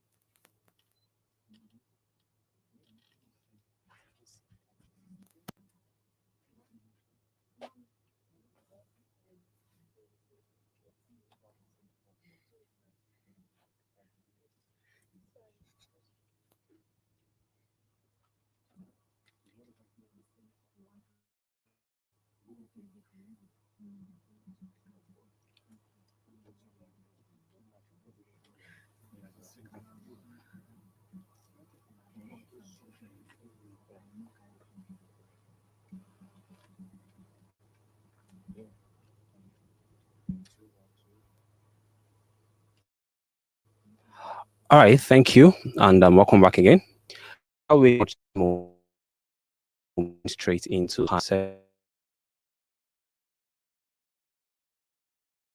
entrepreneurship. So I'll just be calling them out, and while I'm doing that, I expect that we give them a good round of applause. Okay, so the first panel, the first panelist I'll be calling out is Eniola Shodikwe. Okay, she's a seasoned professional with experience in banking, administration, and marriage counseling. She's the founder of Top Dynasty Edibles, a successful bakery in Lagos, Nigeria, known for its high quality artisanal baked goods. As a certified baker and administrator with over 6 years of entrepreneurial experience and over 8 years of experience in strategic planning and operations, Eniola has built a reputable brand that serves a wide range of clients, from individuals to corporate entities. Eniola is also a certified counselor who is passionate about strengthening marriages and families along with her husband. She co founded Minding the Home, a community initiative aimed at supporting young couples through prayers, biblical teachings, and relationship guidance. Driven by a strong sense of integrity and service, Eniola continues to grow her business and expand her influence. Her vision is to combine her expertise in baking, administration, and marriage counseling to make a positive impact both locally and internationally. She's an associate of the Institute of Administrative Management, UK. Please jam your hands together as we have Eniola Shiribel. You're welcome. Okay, so the next panelist I'll be calling forth is Ezine Chimizie. Please put your hands together as she walks in. She's a financial expert and business analyst with extensive experience across financial services, fintech, and corporate governance. Leveraging her background at EY and VGG, she has established a strong track record in risk management and strategic process improvement. Passionate about personal development, Ezine also educates young adults aged 18 to 30 on essential skills such as time management and self growth, helping them build a foundation for successful careers. In her professional achievement, Ezine has made significant contributions such as compiling and deploying regulatory inventory reports for a multinational bank with a market capitalization of 400 billion naira, aiding the bank in mitigating operational risk and strengthening regulatory adherence. She also redesigned standard operating policy document for the Business Development and Compliance Department of a public listed company with 25 billion in revenue, resulting in streamlined operations, improved compliance, and enhanced customer experience, which boosted profitability. As a strategic advisor to fintech startup, Ezine has developed enterprise risk management framework to oversee and evaluate risk control across diverse products. She has also implemented corporate governance procedures aligned with the FRC code, fostering ethical standards, financial viability, and attracting new investors. Driven by a commitment to sustainable growth, Ezine continues to empower individuals and organizations to achieve financial stability, regulatory excellence, and lasting growth. Please, with all of that pedigree, let's put our hands together for Ezine. The final panelist is our one and only Kingsley Owadara. He is an AI ethicist, a Pan-African at the Pan-African Center for AI Ethics, an organization dedicated to advancing AI with a focus on human-centric value. In his role, he leads efforts to develop ethical frameworks that prioritize inclusivity and responsible AI deployments. He is, he is a recognized AI ethics, sharing his insights at local and global events, such as the World Congress on Safety and Health at Work in San Francisco. As a volunteer expert, he played a key role in developing national AI policy and has been featured in TV. His work extends across Africa, Australia, North America, and Europe, consistently advocating for AI development rooted in ethics, human values, and sustainability. Please let's put our hands together for Kingsley Owada. And of course, my humble self, Newman Haruna. All right, so this is just going to be an interesting one. I hope we can all have something to take away from this. So I'm just going to just say hi. Hello, Kingsley. Trust your day has been going well. Isn't it? You're looking good, glowing as always. And then Yola, of course, the glow is always there. Thank you for this session. So just a briefing about what this panel session is about. It's the discussion we're going to be having is tagged thriving in uncertain job markets. So that's why we're featuring diverse and dynamic influential leaders across and finance. So who will share their individual on how these fields in this field and how they've been able to adapt and thrive within today's rapidly evolving job markets. So the session aims to provide attendees with a comprehensive understanding of the current employment landscape, particularly in Nigeria, to be precise. So let's just talk about what the desired outcome for this session would be. And basically is to identify key skills for success, to learn resilient strategies, and to discover emerging opportunities in key sectors. So let's have that in mind as we proceed. So now it's going to be like a question and answer kind of thing. I'm sure we're very much aware of that. So I'm just going to throw my first question, which will be going to Eniola. Way in the current job markets, especially in Nigeria, young people are facing significant challenges from high unemployment to skill mismatch. How do you think they can best position themselves to thrive despite this? I don't know if that's clear, or do I need to take it again? It's clear. All right, thank you very much. Thank you.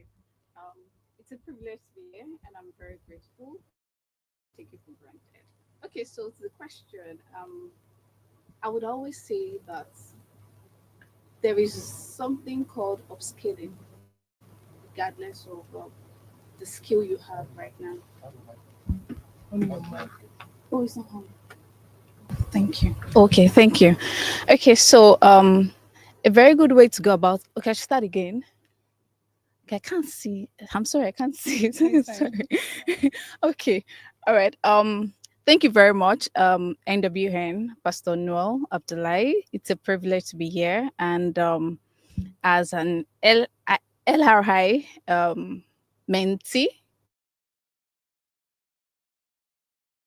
you know, it's mentor rather. Sorry, I said mentee, then I moved to mentor. I mean, it's a privilege to be here. Thank you very much.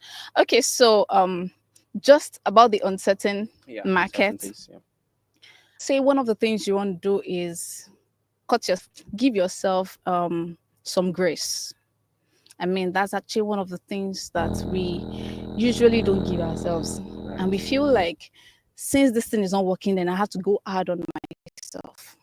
Some at times, I mean, one of the things while thinking about the panel session, one of the picture that came to my mind is you will get to a point in life where it feels like nothing seems to be working, and your skills, all the things you've learned seems to be bouncing back, right? Just take some time out from your normal routine, right? And try to understand what's going on your environment and the market. What is the need of the market? Or if you're already in an industry, you want to ask yourself, what is the need in this industry? Right. Do I need to upskill? Sometimes it's upskilling, right? And then you just have to now, okay, if I need to upskill, then I need to take a course. I need to do something differently. And Mrs. Yvonne mentioned a whole lot about that. So take yourself out of the situation for now. It looks like it's not working, right? But take yourself out of the situation, analyze what is happening in the market space currently. How do you fit in? How do you want to fit in?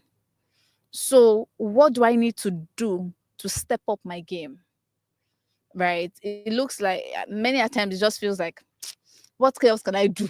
I don't know if you go, I've done everything. Calm down and analyze again, and then you can shoot forward. The mismatch is not, it will always be there. It will always be there. But you need to now know, okay, am I going this way or am I going the other direction? Then I move in that line, and then you see an alignment. Many a times it's upscaling for me. Right. Beautifully said. I'm more interested in the part where you mentioned your current right, so understand what the market needs. I think in some way we can call that sharpening the saw.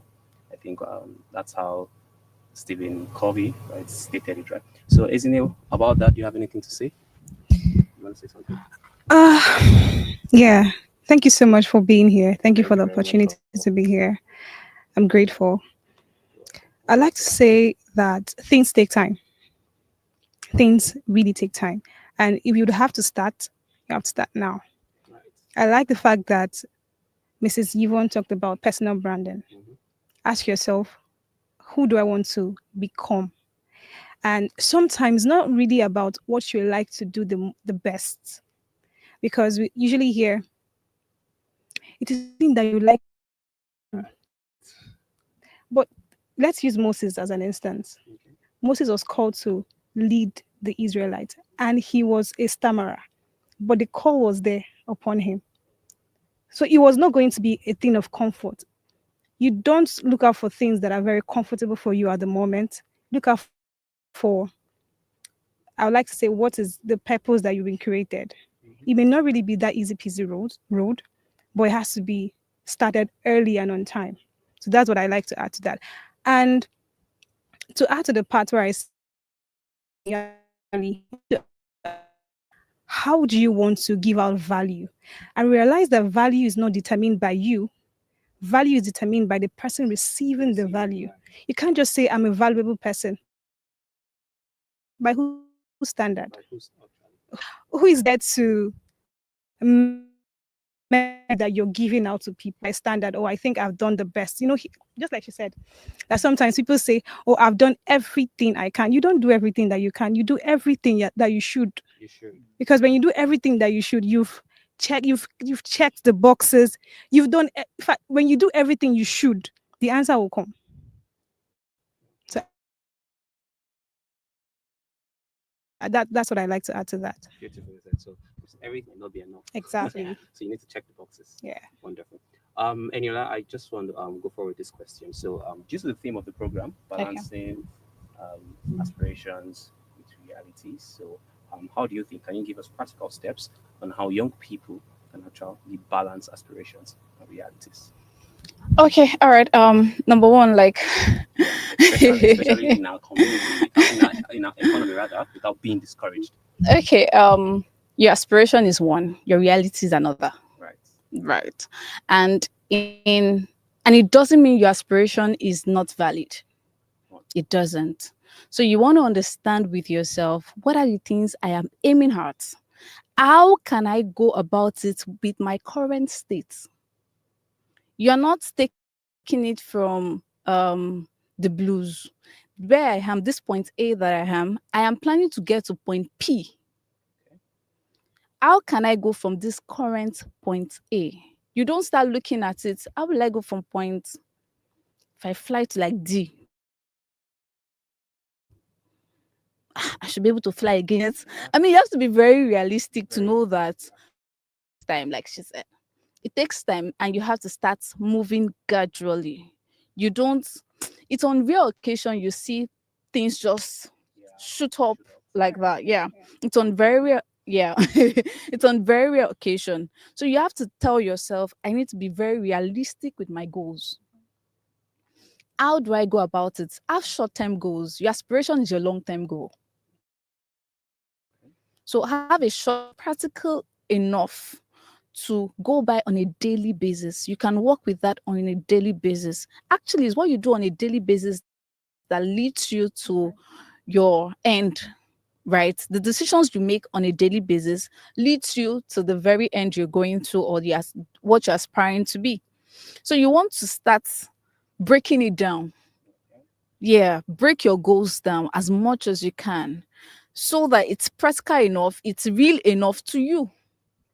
When you do that, you're not overwhelmed because you have to get to point B, point P. I'm just using that because you have to get to point P. You will not be so overwhelmed when you now look at you have A, B, C, E. Do you get? You have all of that, and then you're like, how will I get to? No, that is your dream, Abby. That's fine. Can we just start from A to B?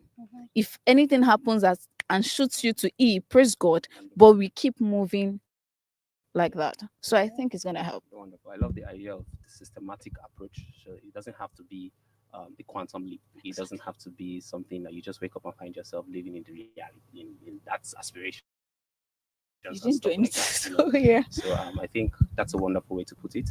So for Azine, I have an interesting question for you. So for most people, for most young professionals, young individuals just starting up their career, probably within 1 to 3 years. So one of the major problem, because even me, most times, I always like to relook my financial management, right? It's something even professionals, So I'm pretty sure most of them haven't got it figured out yet. So with your experience in finance, how can you give us like practical steps on how we finances? Interesting. The most practical step Yes. is this: tell your money where to go, not your money telling you where it should go. It's the most practical step because financial planning starts with, I know we hear that you to start with financial literacy, financial education, knowing what finances mean and all. But you need to understand that to yourself, where should this money go? And it's just budgeting. Right. Budgeting is not a stringent act for you to cage yourself. No, it's not. I have a follow-up question. You're talking about budgeting because I've tried budgeting. Yes. Right? Most times when I allocate some finance that I feel okay, this should take care of my basic needs in a month. Yeah. In 2 weeks, that's down. Okay. Yeah. So how do we handle such scenarios? Do we now need to begin to look at putting out a more larger budget? Because I don't feel increasing the amount is going to solve the problem, right? So I think there need to be some certain level of discipline action that can be taken. So what are those actions you think we can actually take to be able to keep up with the budget plan? Okay. So I like to say that it's not about more money. It's about what you do with the money that you have currently. And you need to realize that if you're earning 200,000 naira, somebody else is earning 50,000 naira, and it's his or her basic needs with the same amount of money. So for the fact that you're privileged to be one of the people earning a large 300,000 naira, it should not mean that you need to increase your expenses. And beware of little expenses. Beware of those 500 naira 2 days recharge data. Beware of those little expenses because they are the things that eat the larger part of our money. Wow. Okay, so why is it that I'm saying that I'm going to give 30K for this month and I buy 2 sachets of milk, I don't know, refill, or and in a month I've never gotten to do with the refill is finished. Refill is the problem. Buy if refill is the problem, buy sachet, like the one that you can see out. So budgeting is not just about caging yourself where you want to be, because without budgeting, you don't know how. Sometimes, okay, let me take 2 steps back. How did I get into the world of finance?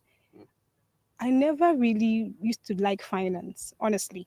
I was somebody that liked business consulting, strategy, business analysis. Give us a strategy. How do we make more? Right. It is me. More money. Exactly. But then I realized from my mother's business, when I used to run her business, as her neighbors, by the beginning of the year, in the beginning of the year, everybody has more goods in their shop. Everybody is looking so beautiful. If a customer comes in, they are looking at different things to pick out from.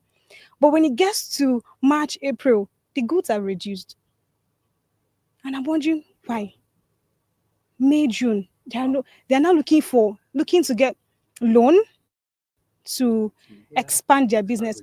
I now realize that strategy, no matter the marketing, the advertising, if you don't understand finances, you are doomed. I'm sorry, but that is it.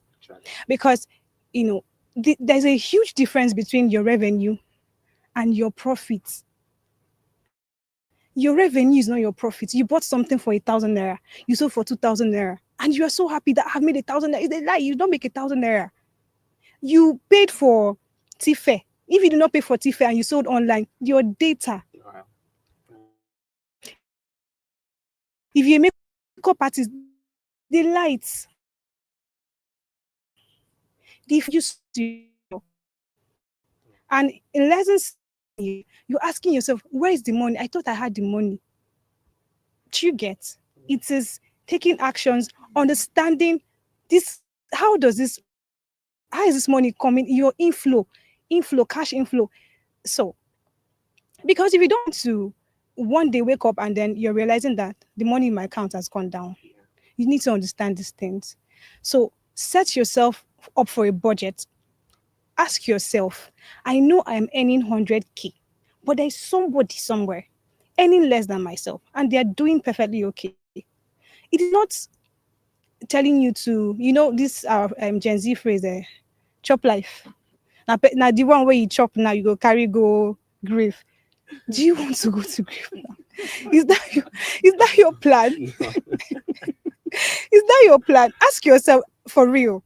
Is this my plan? Am I going to the grave now? Of course. And that's the first part, budgeting. Budget helps to save. And you how much you're expending in every month, every quarter, every week, every day. Now, when you budget, you cut down on some certain things. Then it moves you to savings.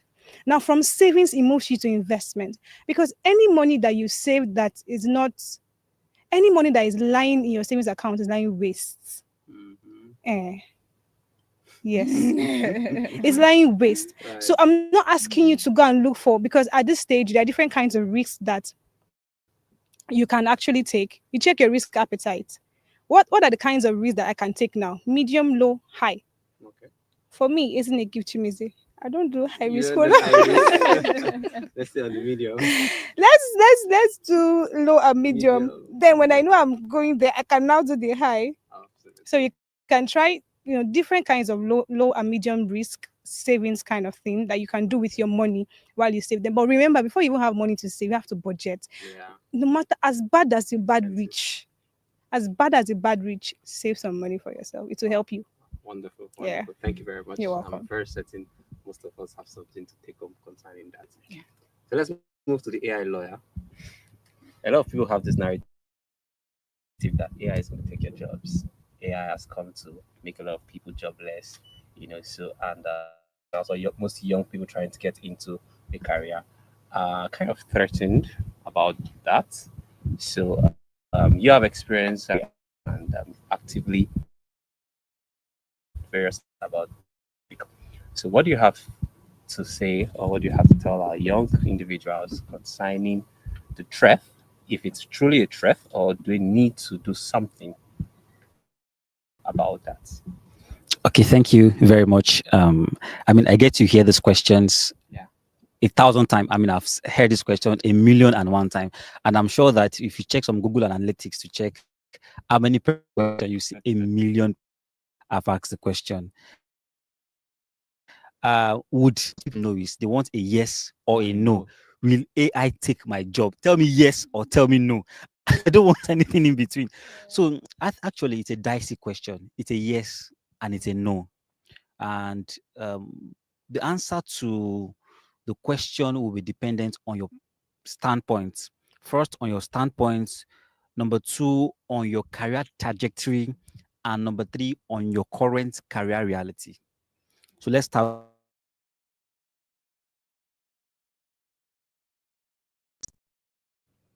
Right? what you are doing now would really determine if AI would take your job or not. Let us take some sort of memory lane back to see the evolution of technology to where we are now. How many of us, I know most Gen Zs might not be born then, but there were times where you don't have a phone. You need to keep a landline in the house. And then your parents will come back home and say, sorry, I missed my phone was I missed your call. They missed the call because the landline was at home, it wasn't movable. Now, technology or telecommunication moved from, at first it was fax. You have to go to a place where you roll something, probably one particular environment have one fax. Then to a point where you can own a landline in your house. And then to a point where there was mobile phone, but the mobile phone was very scarce. And for you to make calls, you have to probably see one Jessica. If you're Jessica, apologies. I don't mean you. Probably Jessica by the junction where you could pay for 1 minute. I think then 1 minute was 20 naira, 15 naira, 20 naira, where you could make calls. If you do 10 minutes, 100 naira, because everybody does not have phone. Now, look at it. Everybody seated right here or watching online has a mobile phone. Maybe not total mobile penetration, but there is now high penetration of mobile device to everybody. The same thing with artificial intelligence. Now, when the penetration of mobile was very high, it means that Jessica that was selling recharge, that was making phone calls for money by the road, the job has been lost. Would we say technology? Would you say mobile phone took the job? Actually, no. Things evolved, right? It evolved. Same thing is going to happen to most of us that are doing jobs that could be automated. So think about yourself right now. What exactly are you doing? And if you go absent from that place, can something else do that job as you and do it better than you? So if you're saying you're into trading, I'll tell you there are now tools that trade. They're trading bots.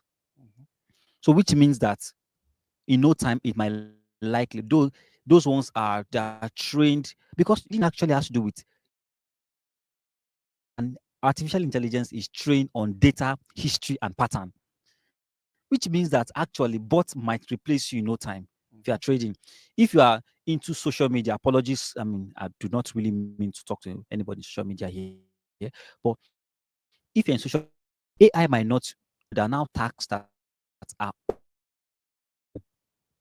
right.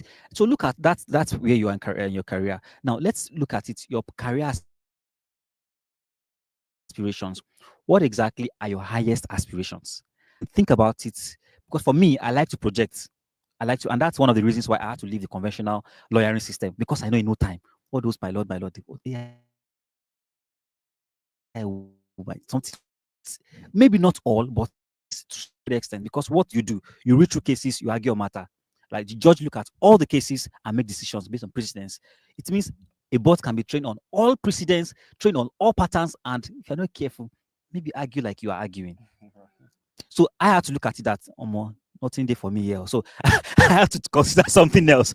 So look at the future of where you are and look, is it really possible that you will be relevant? Because I try to take some time to think about it. Would I be relevant right now? Would I be relevant in 10, 15 years' time in this space?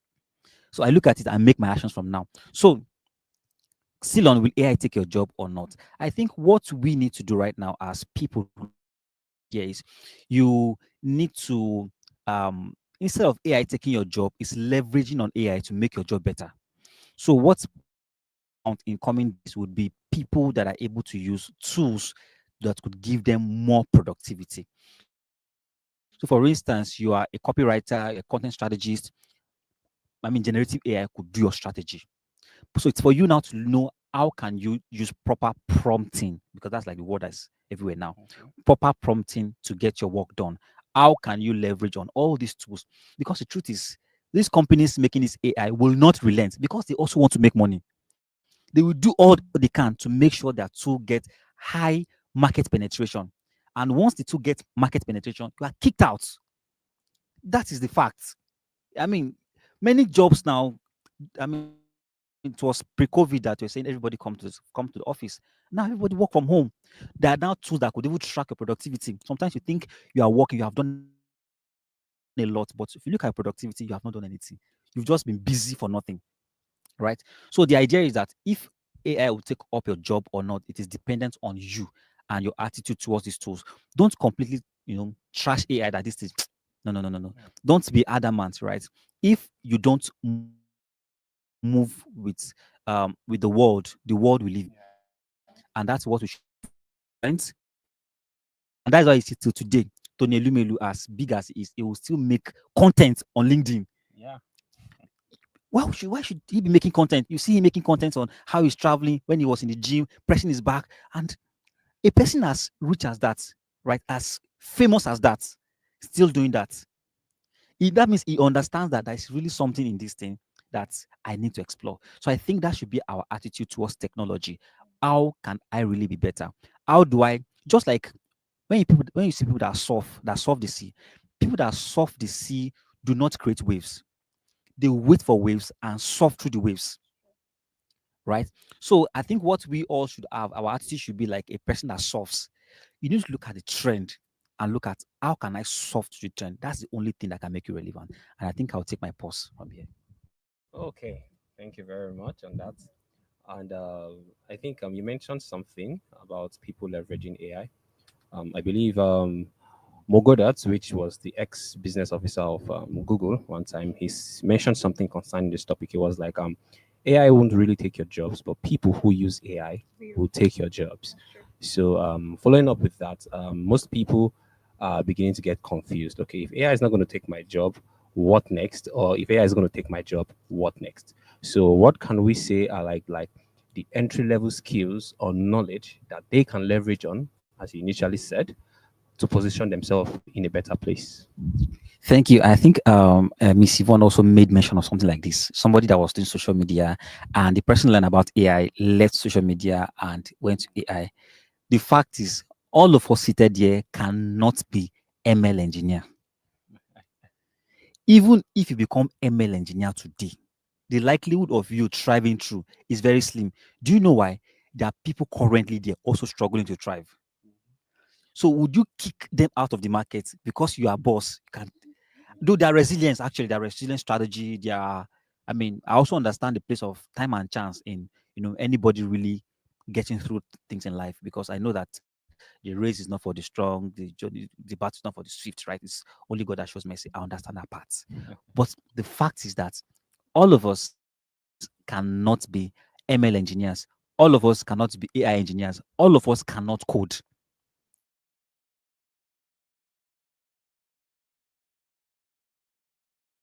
Thing do as a person is two things. I say it's two things. The list can be long, right? You need to look at your own what I call it soft skill, right? When it comes to flexibility, how exactly flexible are you to adopt or to adapt to changing things, to changing realities? So I think that would really determine if you'll be relevant or not. You must be flexible enough to adapt, and I think that should be a skill. Being able to adapt should be a skill that everybody should have, right? Because anything can come at any time. I mean, who knew that ChatGPT will come? We were just, I think that year we were even one conference and they announced that there is one new AI tool and they want everybody to try, and we're all trying generative AI. Wow, this is nice. Wow, this is nice. Fast forward till a year later, almost 1 billion people were registered. Yes, 1 billion people within a year, 1 billion. I'm like, what? So it means that the same way circumstance overtake people, career circumstance too can overtake career. For instance, you're a banker, CBank can seize the license of your bank, which means that everybody employed might be unemployed. Sometimes we have seen where companies have even startups that you envy so much, where they go bankrupt because they don't get funding.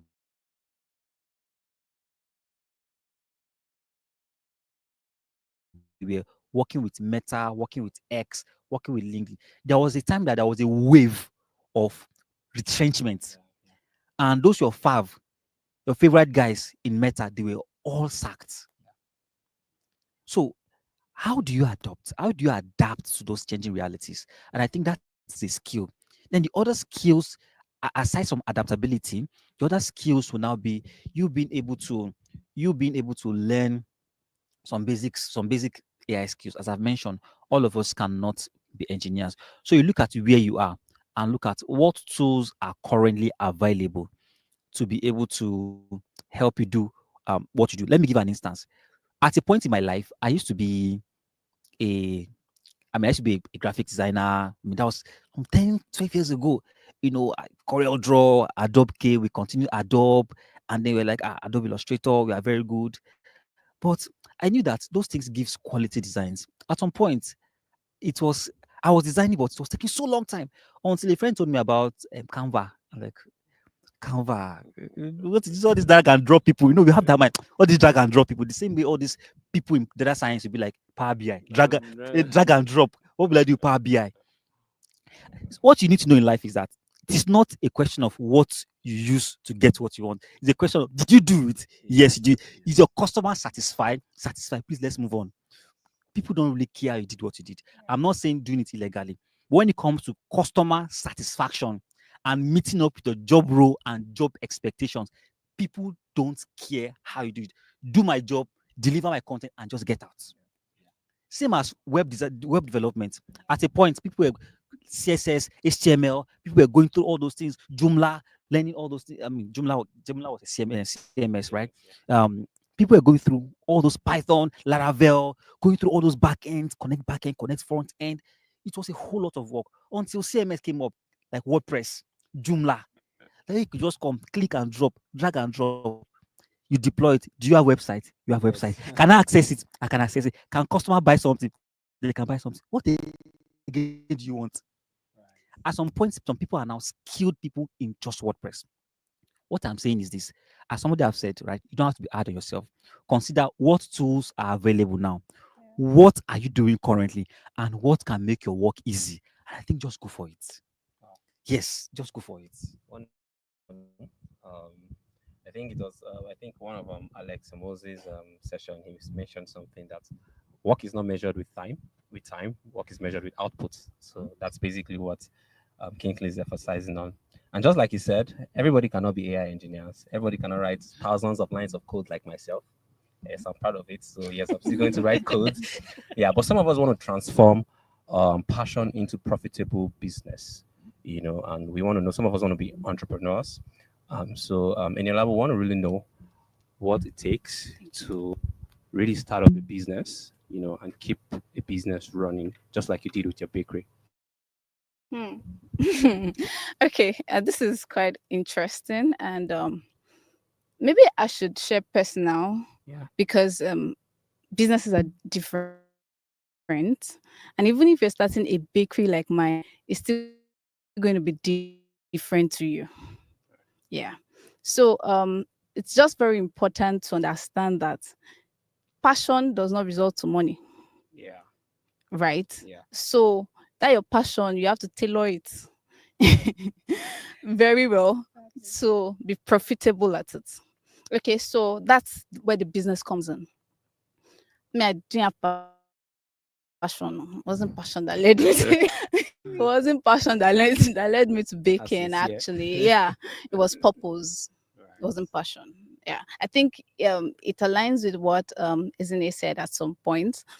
Passion it came later, actually, but at first it wasn't passion. However, I knew I had to do something with what I had, or with what I had with me. Okay, so I started my baking business 2018 professionally. I baked in school once in a while for people and all of that.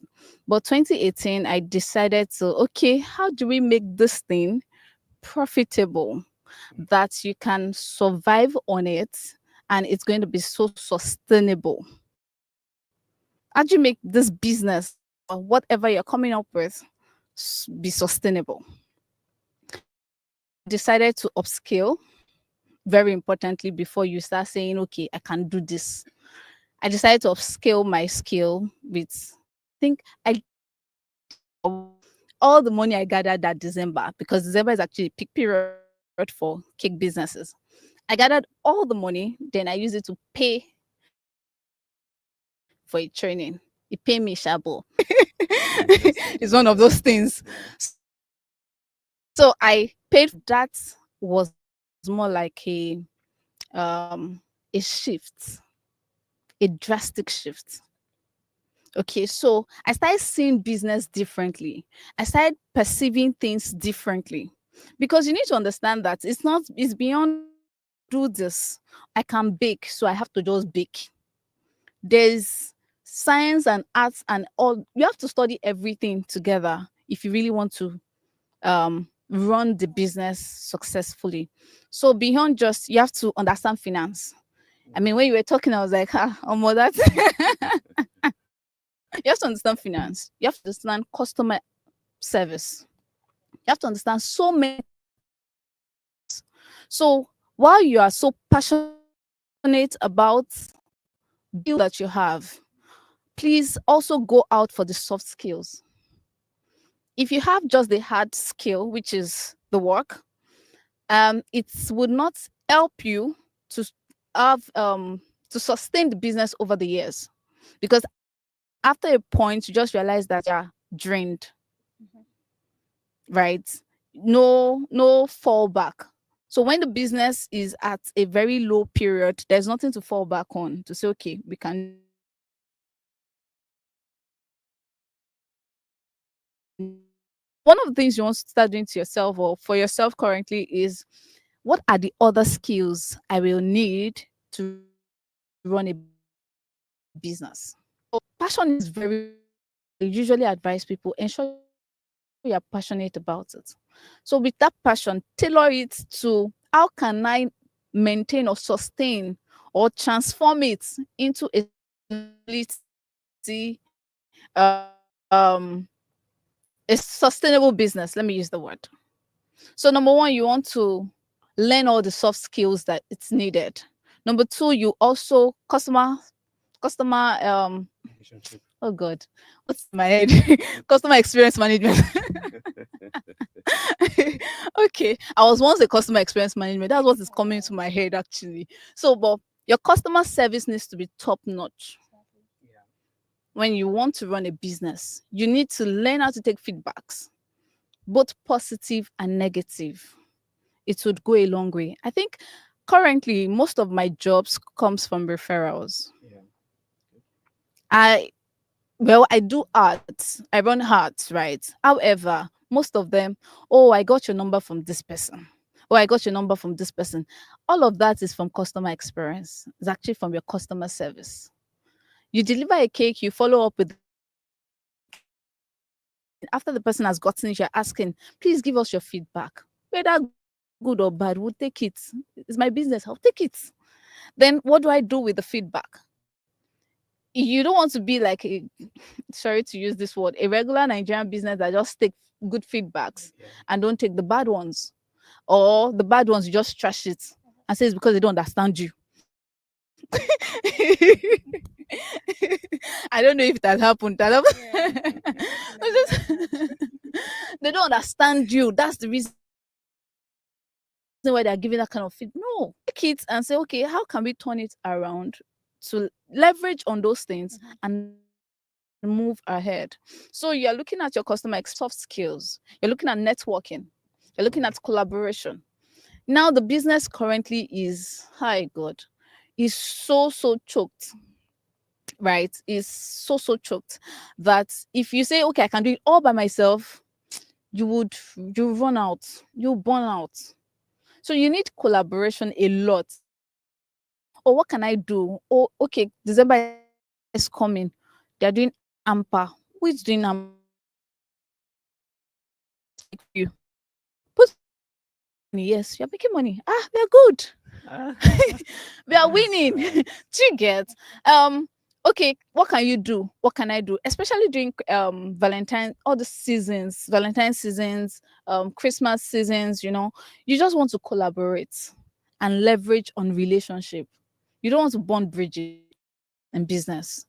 Is one of the things I think is one of the things God taught me very, very early. 2018, when I went for a training, the first training I actually did that I did.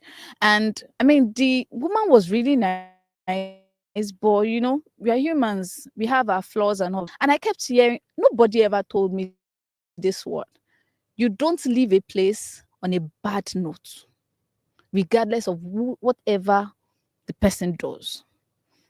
And I think I've carried it with me since that time. And to every place I've worked, to every place I've been, I can go back there to have a level of conversation. It's one of the values I kept. Regardless of whatever happened, I still have a good relationship with you. It's not necessarily because of me, because of the business. I'll give a classic example, right? So this same lady that I trained with, actually, it felt like, okay, let me do my 6 months. Even with the person after training, I said, please, I'll work for you for free. That's what I did for 6 months. After church, I'll go there. There are days I get to my house at 12 a.m. The lady will just look at me and say, okay, I'll book Uber for you. Like I would walk till there are days I will sleep over just to get what I need to get. So sacrifices you have to make a sustainable. You have to let go of yourself and put your all to give your all to it. So this entire thing just went on and on. I wanted to go for camp. The woman said no, that I must walk. I mean, it was it was turning into something else. But I said no. God told me this. My wisdom. Yeah. So I walked person. I was just I was like, ma, okay, this is what's gonna happen. I'll go for camp every Sunday. Before I 6, I'll come on Sunday. Even if I'm to come weekend, I will come. Because I have a goal, I have something in my head that I'm looking at something, right? So I had to do all of that. How many years down the line? Last year she called me. She's living 2 houses away from me. Who would have thought? And she will call me before she got married. She'll call me and you're like, please come to my bakery, come and finish my cakes for me. She'll pay me. She was paying me at some point to come and finish her cakes for her. So I had to do all of that. Now she calls me as if I'm a friend. Right. Eniola, please, something is happening. Can you come? I've done to advice, I've done to friend, I've done to everything. Do you get? It's relationship. So I can actually call her anytime and say, ma, I think I need help in this. And something that she would tell you, pay this. Yeah. Take it. Delightfully. Right. So you have to think about every aspect. It's beyond you. If you're building a business is an entity. It's different. It's not you. Yeah. You have to separate the two and treat it as such. Wonderful. For me, I think what I found really profound is the idea of customer relationship. Most business, most enterprise really value customer relationship management, and that's key. So, good thing we'll be able to talk about technology, spoken about entrepreneurship. So, isn't I realize you need to skedaddle. So probably after this, we can excuse you. So, the question is this: what do you have to say about young people or individuals trying to get into financial technology without any prior knowledge or any background in technology, like in tech, basically? So, but they want to understand fintech in the sense that we see a lot of digital online payment platforms. We see a lot of applications and softwares that help you with everything with finance, like the Piggyvest, the OPay, Brass, and many other startups. So but for someone with no existing knowledge on technology, but I'm really interested in finance and I want to see finance from a technical point of view, what do you have to say? Oh, yes, about that. You need to ask yourself, what value do I want to bring to the financial technology space? Yes, because it's not about glamoring for I want to be in the fintech space. I want to be in the tech space.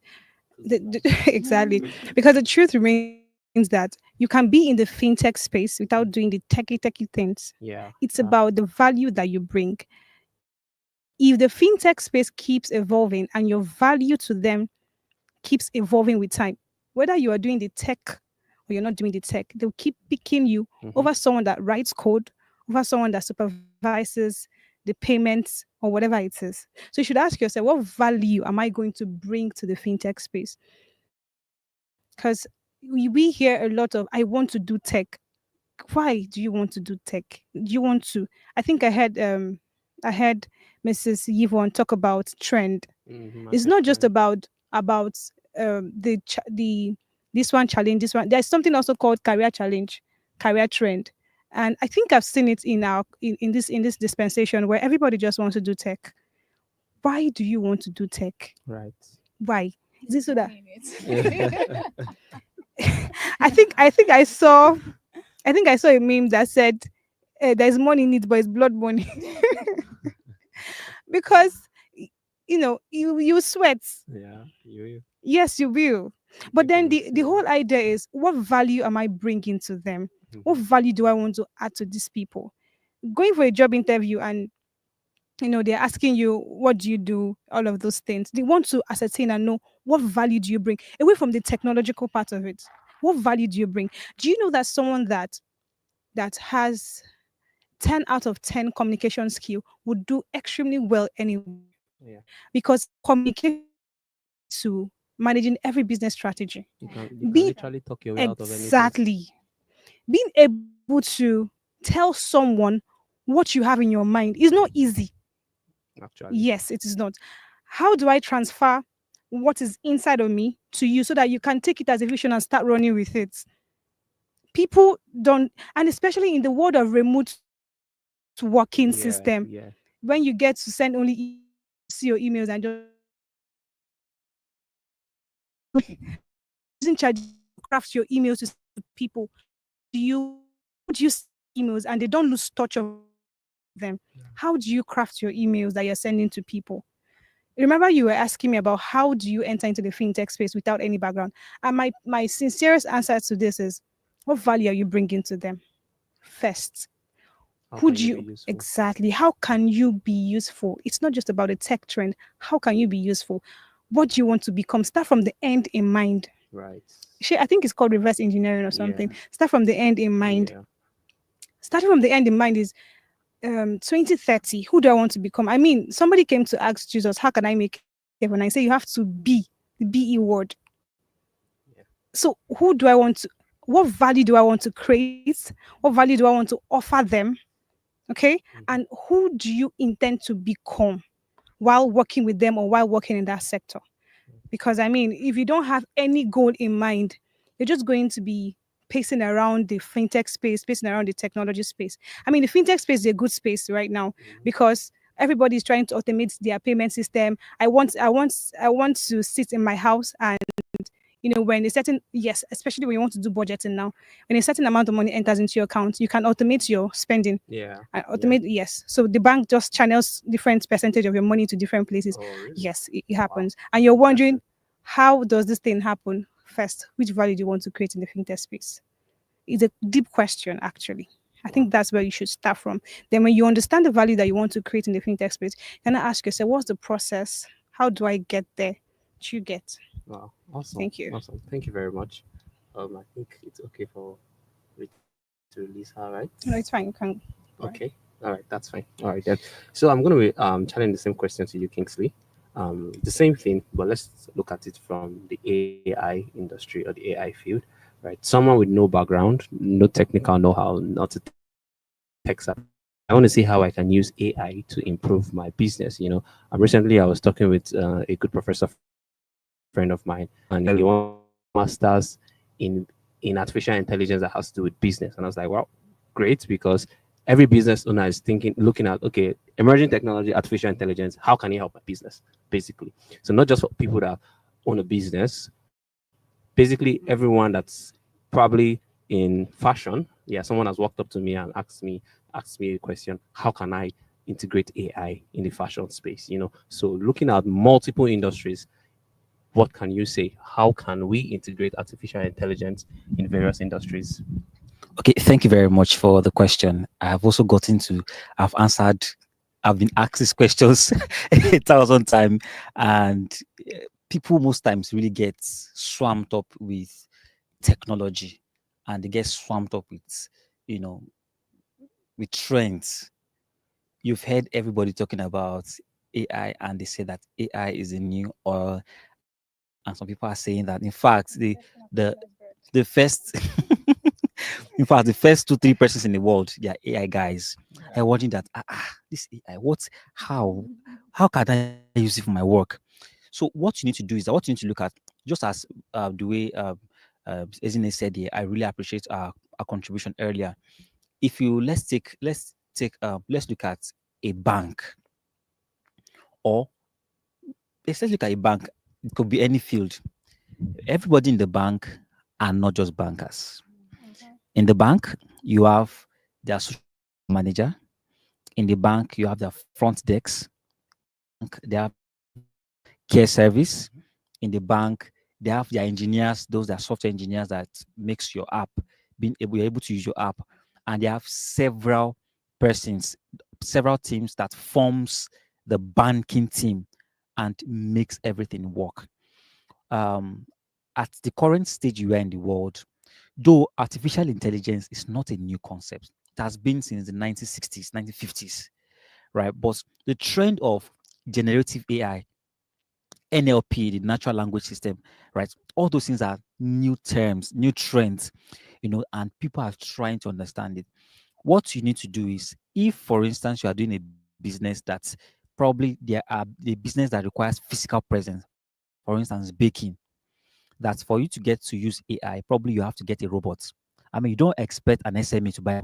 Sometimes some of these robots cost as much as probably $1 million, right? Some of them are 200 million, $200,000, right? In fact, let's even say it's $1,000.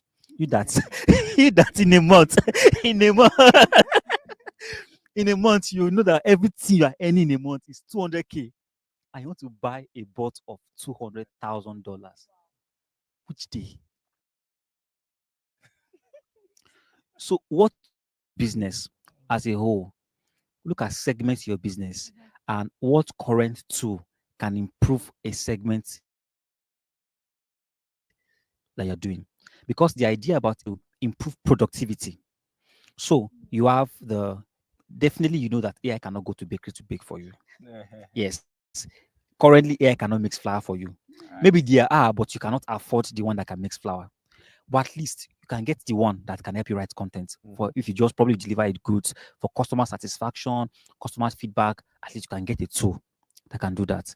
Just go, probably you choose one of the Gemini, ChatGPT, tell it, this is what this person said. Probably, I like your cake. It is fluffy. You take it to Gemini and tell it, rephrase it and tell a story about it. So with that, you have been able to leverage the tool to drive some sort, and if you are telling to write a story about it, write a story that is SEO optimizable and could probably drive some sort of engagement. So what that thing will do for you is that it will write a tool that is SEO optimizable. It would even give you a call to action. Probably, if you want to get a cake like this, click on this link or contact this person. Now, AI in itself have not done the job for you, but AI would make it, has driven your engagement. Number one, it has saved you the time of sitting down to craft, to draft. What can I write? No, remove this one. Someone, you write cancel, write cancel, write cancel. Yes, you will cancel backspace. So that thing has actually made your work. It hasn't done the job, but has made the work easy. So think about the job you're currently doing now and break that job into fragments, right? And think about it. What tool is available right now that can make this segment of my work easier? It could be even customer response. Probably you have social media and you have people can order for your goods. I'm using cake because I mean you have a cake person here. So people can order for your cake, and from IG, you could direct them IG. They're coming to your WhatsApp, and then probably you have probably done a bot that could chat with them even while you're sleeping. So that way they will not say, I came to your DM, they didn't answer me. Because some persons, if they come to your DM to buy something and you don't respond in 30 minutes, they will give another customer. Another person will take it. So it now makes more sense if the person probably have made it tool to know that if it gets to this stage, ring my phone. So it rings your phone as if somebody is calling you. Then I can know that, okay, there's a customer here. then you pick it up from there. So what I'm just saying is that you don't have to be a software engineer, right? We all cannot be. If you are all software engineer, who will handle camera? I mean, who will live stream for us? So we all cannot be, but we could actually break our jobs and be more productive. Look at it as a content manager. Those times I using to write our pages, or those times you go to search online to search for calendars in the world. Probably you are into the tech space like me. You go online to search for what are the important days in the tech calendar that you can write content on. You now start January 1, you say no. January 2, you say no. January 3. Do you mean you have to search each date till January December 31st? Or no, just go on any AI tool and say list out, because those things are trained on web histories. List out all important days in the cake industry. Yes, list out all the days. And the thing just say, okay, November 31st, maybe for what flower day, chin day, this particular day. Well, yeah. And then you're able to, I mean, it shows that you are a person that is current in the space. Yes. It shows you are current.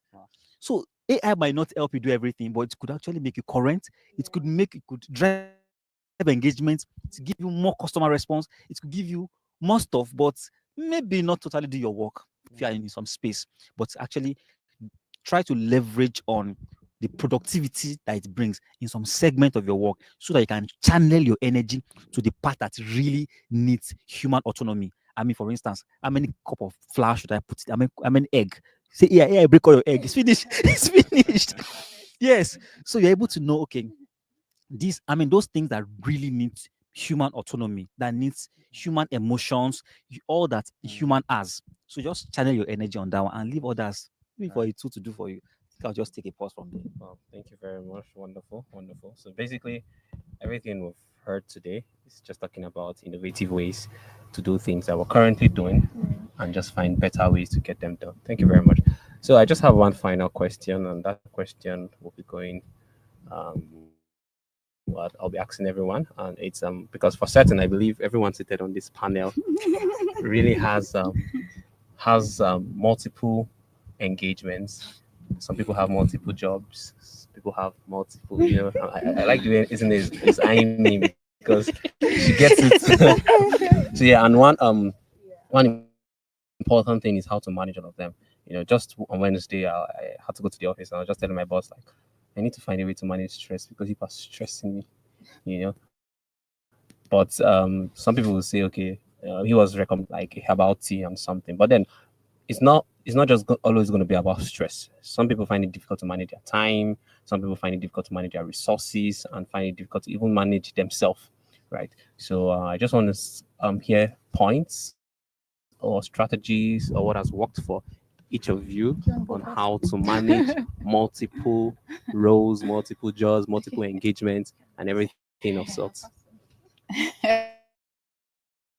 Why are we looking for who's gonna answer? Say right. Okay. All right. So Okay, Nela. just one. It's very, very interesting. At the same time,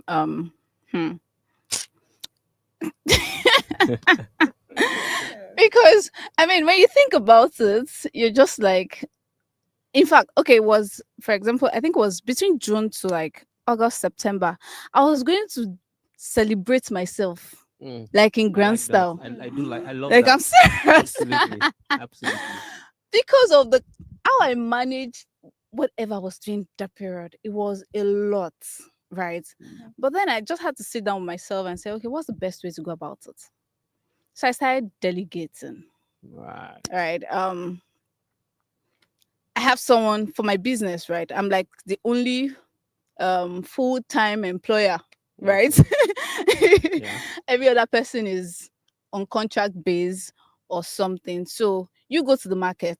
Instead of me going to the market, I can do every other thing.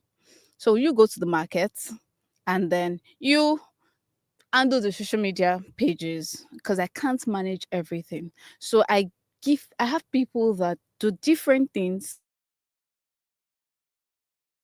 so that I can pay my attention to things that really matter.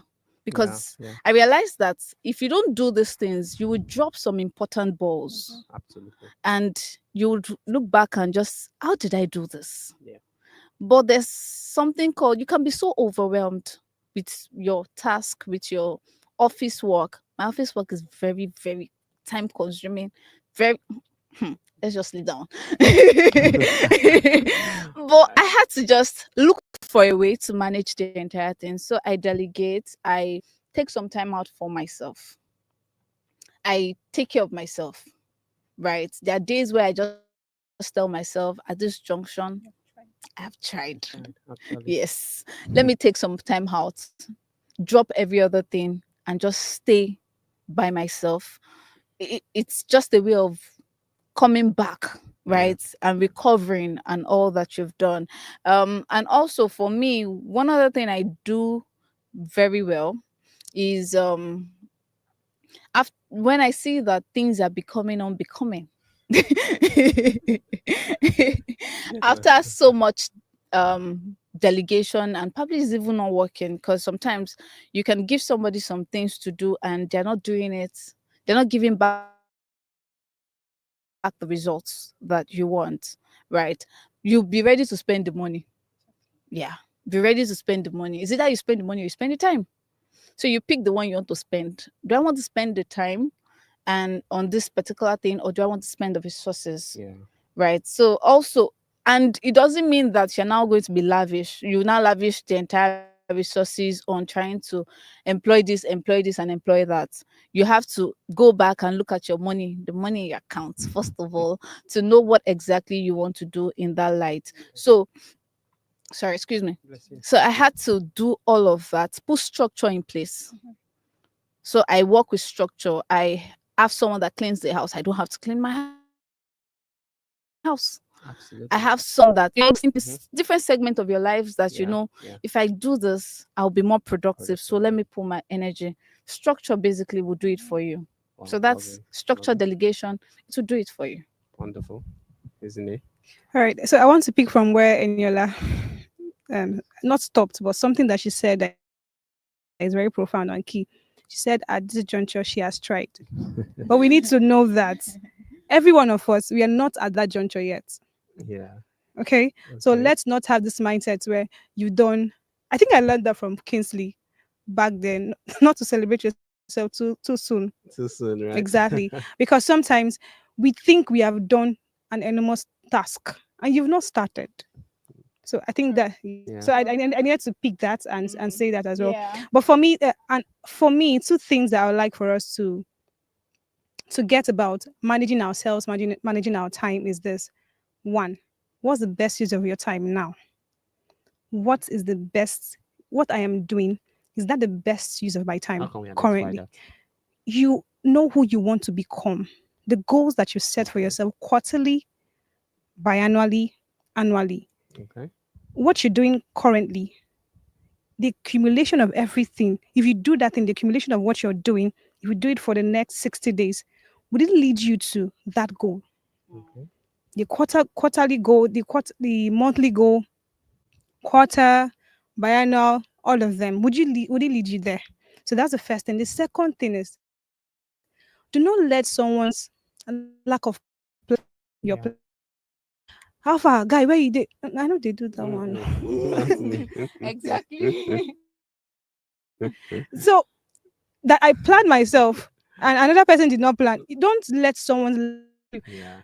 It's a distraction. Absolutely. It's a key distraction. It If we is. don't know how to manage other people, they can just barge into your life. And when we speak about relationship, how to manage relationship and all of those things, you want to impress and patronize everybody at the same time. While I am not saying be rude about it, there's a way you can let people know that there's some specific things that you have your family time, those kind of a thing that would not really affect the essence of what you want to do in the next 5 years. In the next 5 years is too far. In the next 2 days, next 3 days, next 4 days. So two key things for me is this: that phone that you are pressing, is that the best use of your time now?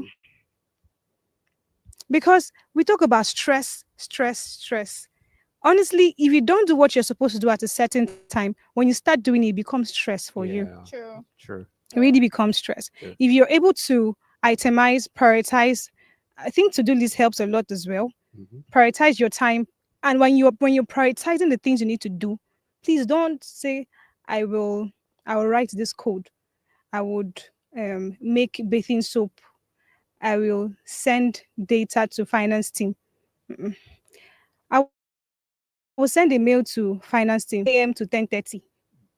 So that it has a way of keeping you in check. Yeah.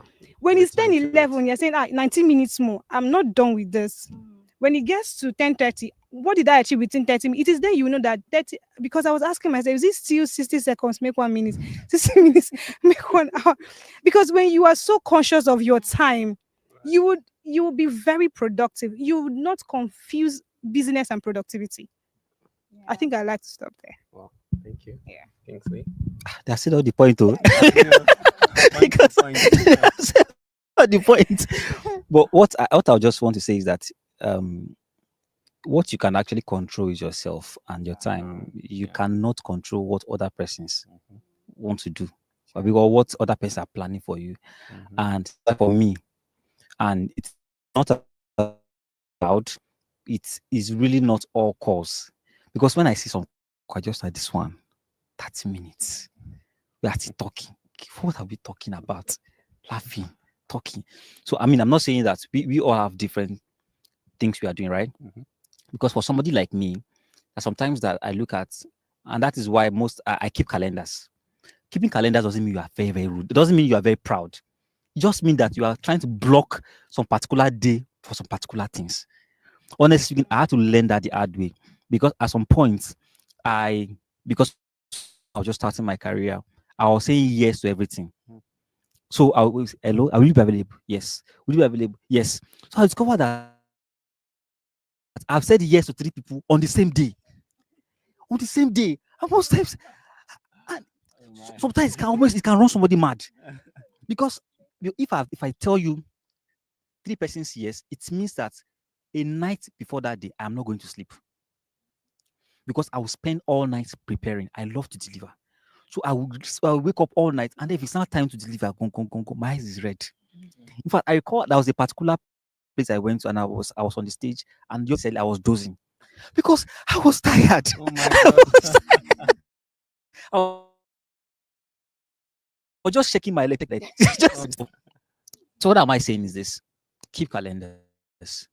So when I'm talking to people on the phone, and probably they want to book me for something, don't tell me next week Tuesday. No, tell me on 18th of this day, on 17th of this day. So most times when I'm talking and I keep asking, sorry, what's this date? Because I have a lot of deadlines for a particular thing on my head. And those deadlines are stored by dates, not by days. Yeah. So yes, not by days. Because if I tell you, yes, next week Tuesday, okay, yes. I can tell that person next week Tuesday, okay, yes. And the person tells me the same date, but measure it with days, I would mix up the facts and it will put me under undue pressure. So keep days, keep dates, keep calendars if you can. I would also talk about the importance of prioritizing, because for somebody like me, I've told myself one truth, and I have to sit myself down and tell myself that, Kingsley, you cannot do everything. Yeah. Actually. I have to it's a very brutal truth. I told myself I cannot do everything. As I'm seated right now, I have something I was supposed to order for somebody. I have a class. In fact, I'm speaking somewhere tomorrow by 7 p.m.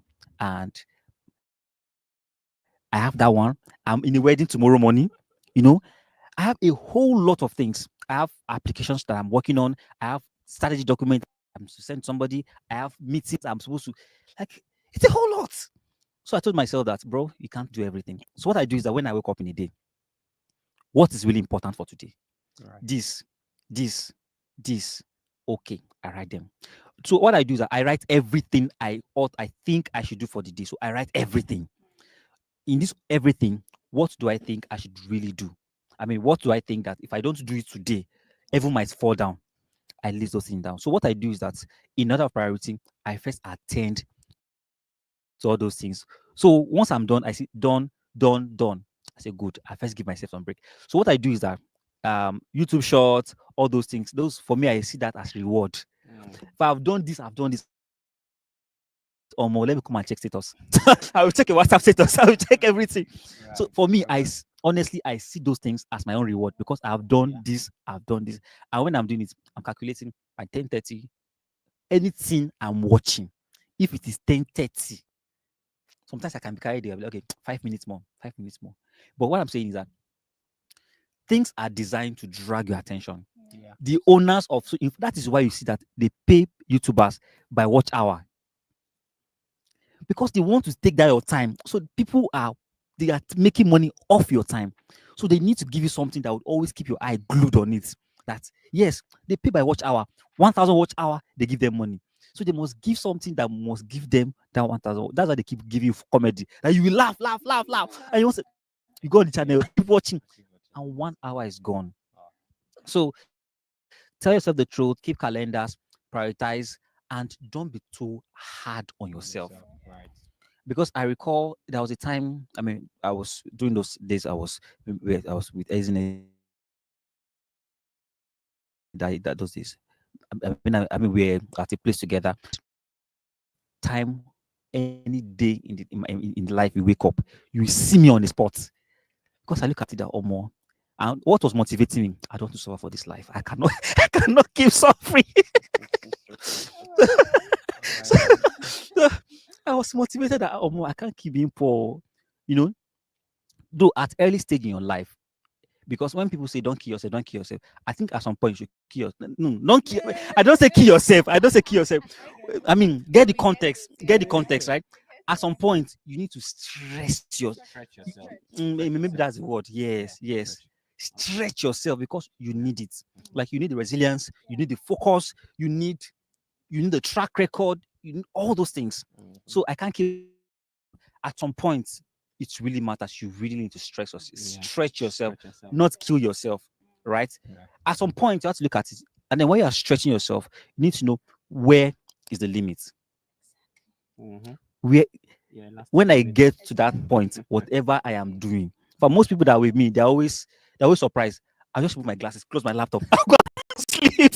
I'll go and sleep because if I kill myself today, what will continue tomorrow? Right? Yeah. So just to realize, try to know where you are in your career, the kind of energy that is needed for that stage. Right. So as you are pivoting, as you are growing your career, that's when you're now thinking, okay, I need to delegate. Because you can't do everything. Just imagine as I am like this now. I'm doing social media and I say that by 12 o'clock I should post. How? I am here. Even if I want to legitimately do that, I'm distracted. Maybe when I'm trying to draft the I might be good in it. But and I think I have to tell myself the truth that the fact that I am good in XYZ doesn't mean I should be the one doing it. I think your being good should make it be a good oversight. Okay, to do this, and let the people that can do, let them do it. Like so, let me just stop here. I don't talk too much. So, Drop for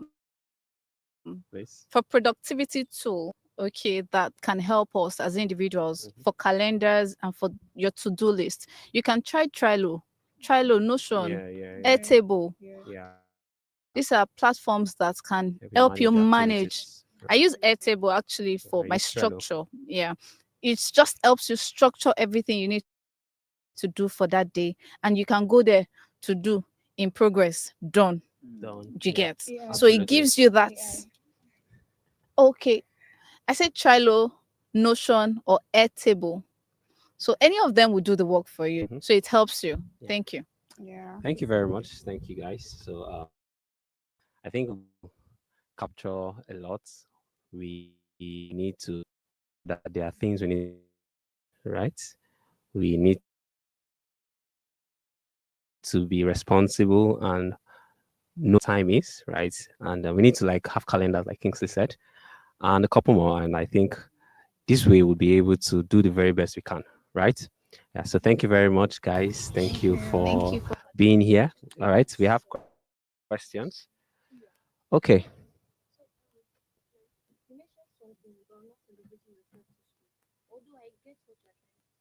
Okay. Oh, thank you. So you mentioned something about not celebrating yourself too soon. Although I understand a bit, like a little bit of it, I also want to ask that is it the same thing as not celebrating? There's this, should I say, adage or phrase that celebrate your little achievements. So are you saying that because we don't want to celebrate ourselves too soon, we should not achievement that we've been able to achieve? Awesome, good question. So when I said do not celebrate yourself too soon, it doesn't mean do not celebrate your small wins. It means do not dwell in the glory of the past. And so you know that you want to achieve and there are 20 letters of the alphabet. Beat A, B, C, D to Z, that's 26 letters of the alphabet for 13 days, which means you have to write A, B, C, D. You have to write 2 letters every day, 2 letters every day, 2 letters every day. It will take you 13 days to write when you have 2 letters every day. So when you take, let's say that there are just 2 hours in a day, and you have something to do in an hour, and you have another thing to do. You have something to do in an hour, and you have just 1 hour to write the 2 letters of the alphabet, for instance. When you write AB today, tomorrow you write CD, the next you write EF. When you get to the next day, which you have to write the next 2 alphabets, and you say to yourself, oh, I have done A, B, C, D, E, F for A, B, C, D, E, F for like 3 days now, and I have 10 more days to go. Let me just, reward myself for it. It's a good thing for you to do. But compared to what you want to achieve, do you get what I'm saying? So celebrating yourself too soon is do not celebrate yourself that and forget what you want to achieve or where you want to go to. And then you lose track. Even scripture says that leaving the things that are behind and pressing on for the things that are, so you don't have to go so hard on yourself by not celebrating yourself. I mean, you can have reward systems for yourself, but ensure that as you're celebrating yourself, you're not celebrating yourself too soon in a way that will make you lose focus of your goal, your target, where you want to get to. That's the context behind what I said. Not celebrating yourself too soon. Does that make sense? Do you need more clarity? I can also add some voice to it. I could also add some voice to it. And sometimes I realize that some reward can be distracting. I think when we were growing up, there was this particular that a king wanted to give a reward. They said some animals should cross from a place, and they said that whoever crossed there is going to get the final reward. And while people were crossing, they're hailing, "Yes, you're always there. Yes, you're always there."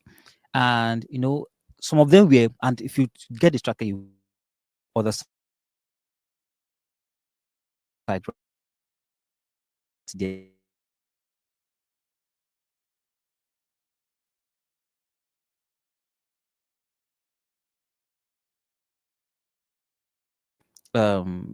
Let me take for instance, if you want let's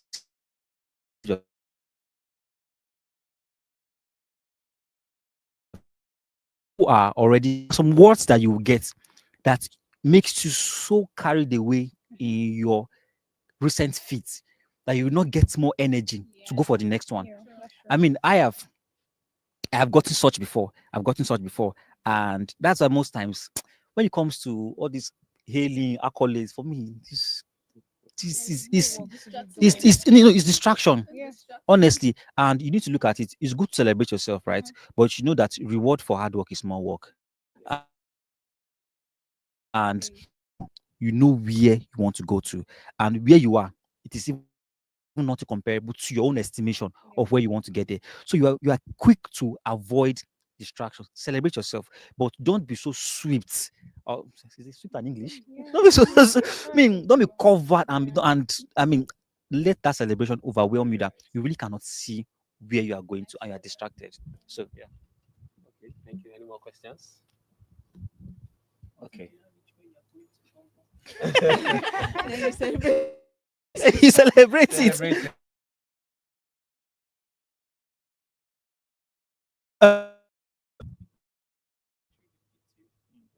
Yeah, maybe that's the word. You want to celebrate yourself. It's a good thing. But ask yourself, according to what standard where I did like now. It's fine. We all choose the standard we want to global yes, exactly. So but set for myself, where am I?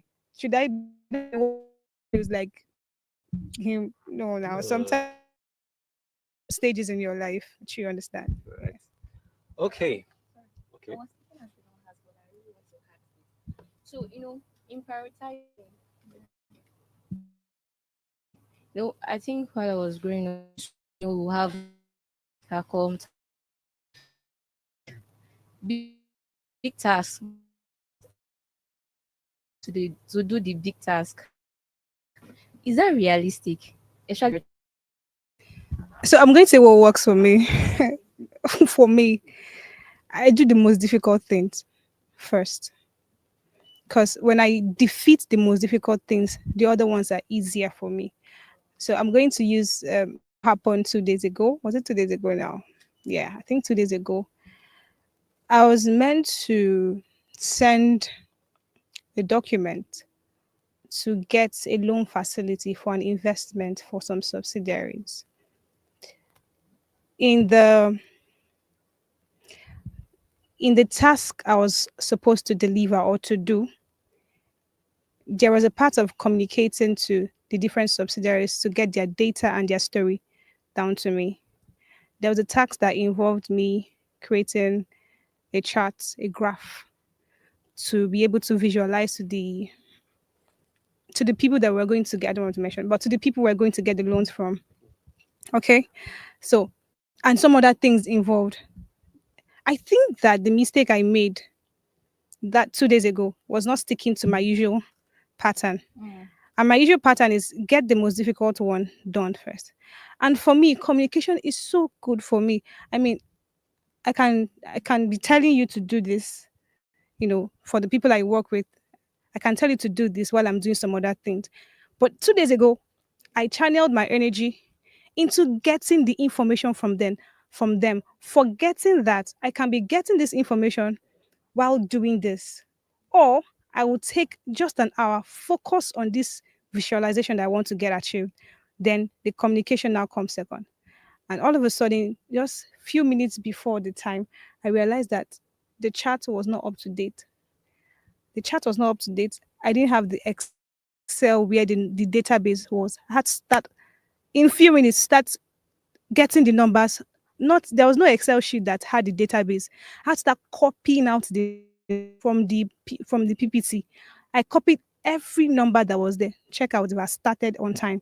And I've looked at it, and this is the most difficult thing to do. Why not start with this one? So for me, I would rather say, even when I used to write exams when I was in school, I used to start with the most difficult one. So that if it is when it is time up, I know that walai, I will write something. I would, because I know see this one, I will write something and it will give me that 10 over 10 immediately. But those ones that would take my time, I would take my time to first write them, so that when they're saying that's 30 minutes more, when they say 30 minutes more on something that you don't really know, your heart will be on fire. But when it's 30 minutes more to the things that Ajay, we go to write down. So that's it. I think it depends on where you are and what you are doing. For somebody like me, I prefer to do the easy ones first. Let me take for instance, what happened to me some 2 days back. I mean, we have 2 days. I mean, 2 days back, 2 days back. So from where I stay, I mean, I don't know what happened. We have not had power for a while, and I had an inverter and it was running down. And for a whole day, I couldn't really do much. So I had to move to another place where there was power, and I had a lot of things I had to do. Like I had to send emails. We're working with a partner, and the partner needs to do some things. I need to share emails with them. I need to share that email. I need to send a document to somebody to review. Do all those things. Then I had the bigger ones. I need to review applications, review this one, survey this one. When I got to where I had power, because for me, what motivates me is that I've done this, I've done this, I've done this. I can keep going. We are different. So when I had already written what I would do when I see power. So I looked at it. Okay, email, 2 minutes, 5 minutes. I had to send an email. Hi, guy. I send the email. This document, you need to, okay, this guy need documents. I've shared document. This guy, you need concepts note. I shared it. This guy, you need this. So within an hour, I had done like 10 things. Like, nice. So So and I knew that okay, the ones that because those ones, if I don't do, might not doing it will affect other people from doing their work. Yes, might not do it. Do the easy tasks, but if I don't do it, it would affect people that ought to because somebody was supposed to send a link to something without that email, the person can't send. Somebody is supposed to schedule a meeting without the email, he can't schedule the meeting. Somebody ought to verify something without that, he can't verify it. So I did those ones are easy things. So I shared all those things. So please keep doing your work. Then I now focus on the ones I know that requires me to put all my life in. So it really depends on where you are, what you're doing, and the stage you are in your career. She's my boss, so I understand how it can be, but we that are still, so just look at yourself. Yes, I think it's peculiar. Look at yourself. What exactly from the history of the way you are working? What do you think work? Doing the art first, doing the less hard later, or doing the easier first, or doing the hard first last? I think you need to look at it and then follow what works for you. What's important is be productive. All right. Sorry, thank you very much. One last, just the last question. Okay. So, can you please give a word to students that thinks that you know, their student time during their uni days are their busiest days? Though they think, oh, I am busy because real life, is still balancing aspiration and realities. There's real life outside school, a real world. Like, give them something, say something to them. Maybe let me start. This time around. So there was a time I traveled somewhere. I was not in Nigeria, and when you travel, you meet Nigerians. Hey, how are you doing? And nice to meet you. Oh, what are you doing? All those kind of. And then I see people tell me that they are 300 level in Nigerian university. I'm like, you're in 300 level and you're in this conference. Like, do you know what it took me to get here? Do you know what it took me to get here? And I see them there, and I'm like, wow. There was even a lady I saw. She wonderful. When I saw her, she was in 300, she was in 400 level. She's currently serving now. And where that lady has entered, when I was in her age, when I mean age, I mean when I was in the university, that was like my future ambition. Honestly, yes, it was. And when I see students and they say they're busy with courses, they're busy with classes, that can be real, that can be true. But when I backtrack to when we were in school, I mean, days are changing. I mean, I'm just giving an instance from when I was in school, because the kind of where I came from was such that I had to also for everything, including the food I eat in school. Like anything, if I need money, I had to work for it. And then I was deeply involved in campus fellowship. Like I was deeply rooted. So it is either I'm reading or I find money or I'm in church. So I did all those things, and those things were helpful because, especially those things I did that were in line with my career, they're helpful because I already knew from school that I was not going this way. So I already knew it. I knew it. So when others were here, and that will really help you channel your time. When others were going for internship and they were counting how many law firms that have done internship, by the time I left university, I've never done. I didn't even know one, But I had other things that were in my career line. I knew that could build at least could give me like a starting point in the real world. So what I'm saying is everything is really not book in school, right? Having a first class, very, very wonderful. Now, be careful of those that will tell you school is scam. School is not scam. Some will tell you that I studied banking, now I'm into agriculture. But what you need to know is that you might not need your certificate in the job, but you need your certificate for the job.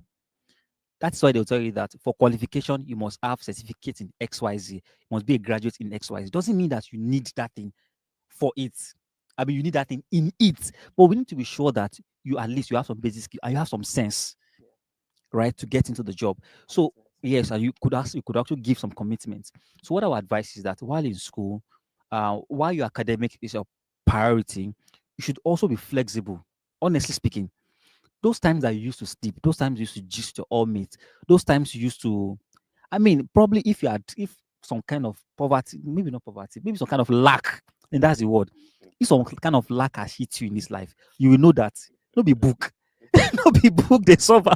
But good to focus on your book, right? But my advice to all students right now that are listening to this is that as a student, be entrepreneurial, also take up internships, because those are things that would form your related job experience when you're looking for work. Internships, take up volunteering. I have done, if I think about, at some point, right, I had to go on my LinkedIn and remove all my volunteering work. At some point, the only experience I had was just volunteer. I had volunteered in my life. And I think that really helped me. Honestly speaking, that helped me in my career because I volunteered. Anything I see call for volunteer, you will see my name. You will see my name. At some point, I now got strategic. I was not strategically volunteering. At some point, I was doing random because I need job experience for Christ's sake. You tell me that to get this job, I need 10 years experience. I left university last year. Where will I get experience from? Right? So I needed to, at some point, I was doing random volunteering. Later on in my life, I was doing strategic volunteering, and that's really helped me to get some form of soft landing. So internship, volunteering, sell something if you can sell. Right? Maybe I'll just stop here so that others can talk. So yeah, quick one. I would like to say, start thinking of where you want to be from your school days. Start thinking of it, because it appears to be that your school days are the, permit me to use, freest, Yeah. freest time of your life. Okay, so start thinking of where you want to be from your school days and start acting upon it from that school days. See what he said about going somewhere and he met someone that was in school. Story of my life. Let's not talk about it. I graduated and I was working in EY. So some people that I was working with then, they were like 3 years younger than I was then, you know. They attended private universities and all. So when we were doing some kind of work and task or deliverables, you realize that these guys knew what we were supposed to do. Me, I'll not take like 5 days to read the document to assimilate it. But yeah, but they've already understood. They just knew where they were supposed to be. So, and they started acting upon it. So if there are documents that they needed to have read, if there's some skill set they needed to have gathered, they have gotten it already. So understand where you want to be. Your school days are the freest time of your your life on this earth. Maximize it.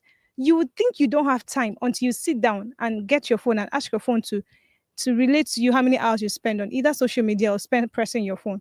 Eh? Or you even tell your phone to give you, I don't know if the phone can do that, but the time you spend with people gisting, frivolous activities that will never really take you to where you want to be. So quick one is just identify where you want to be, start acting on it now, because you won't have more time than you're having now in the next 1 year, 2 years, 3 years, and 5 years. It will get busy to get busy. So that's my 2 cents on it. You have something to add? Okay, just a bit. Like you said, right? School days and your NYC days, they're like the most free. If there's any freest time in the world, because once you step out of those phase, right, you are completely. Your time is not really your time. Exactly. Right. So whatever you need to get going for yourself, please start. Even if you're in year one, start now. We have people in our company that is interning. They're interning in the company in their year two. And my question, at first I was like, please, what exactly? I don't understand. But then again, I just realized that this person must have sat down and think about exactly. You would have thought about, where am I going to in the next 4 years, in the next 5 years? So start now. There's no any, oh, what if I'm in year 4? It's not late. Start now. Is when you wake up that your morning starts. So And also to add, most issues most of us have, everybody usually have, is knowing the ideal career for you, knowing where exactly what is the ideal. Though you must have studied a course, but where in this particular course you want to go to. So when you start early, you can experiment. So that when you are leaving, you already have a focus. So for me, when I was in university, I was focused on other things.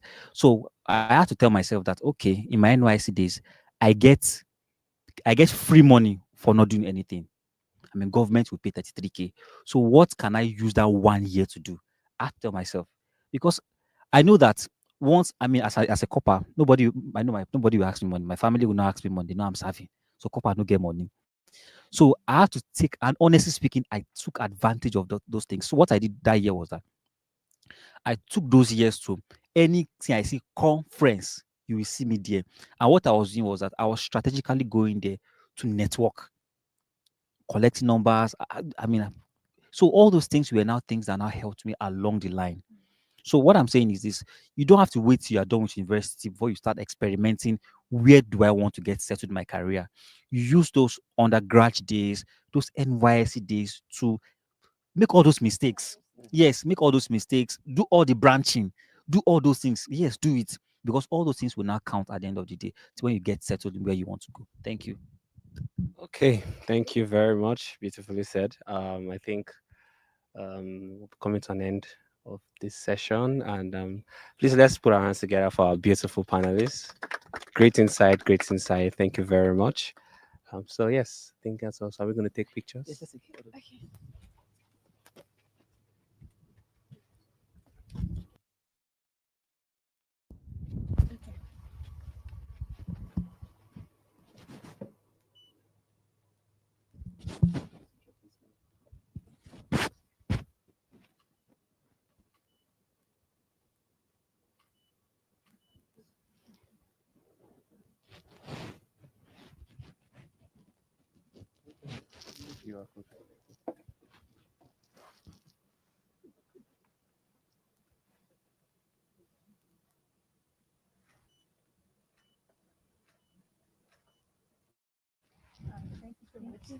Thank you.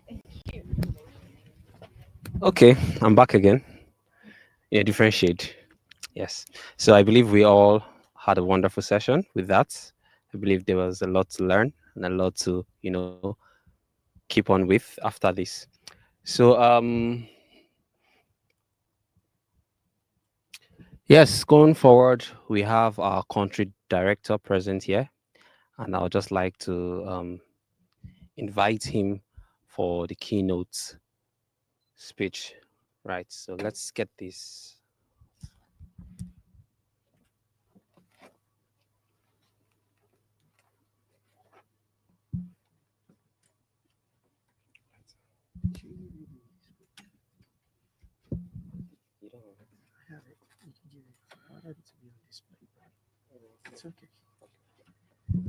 Hello, everyone. Hello, everyone. Oh, you're not hearing me? Or should I shout? Hello, everyone. Good evening. This is after 3.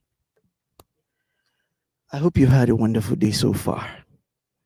Sorry, I could have been here earlier, but due to some things in the office, I had several meetings here and there, so it wasn't easy for me to just leave. I had to sort that out. You understand? And even still coming, I had to stop by my kids' school to see the teacher for one thing. But so far, so good. I've been following, and before I got here, listening to what Coach Yvonne said, and the panelists. Round of applause to all of them. They did justice because actually it's obvious that they read my script. So I'm not going to come here and bore you with the same thing over and over and over again because it is very clear.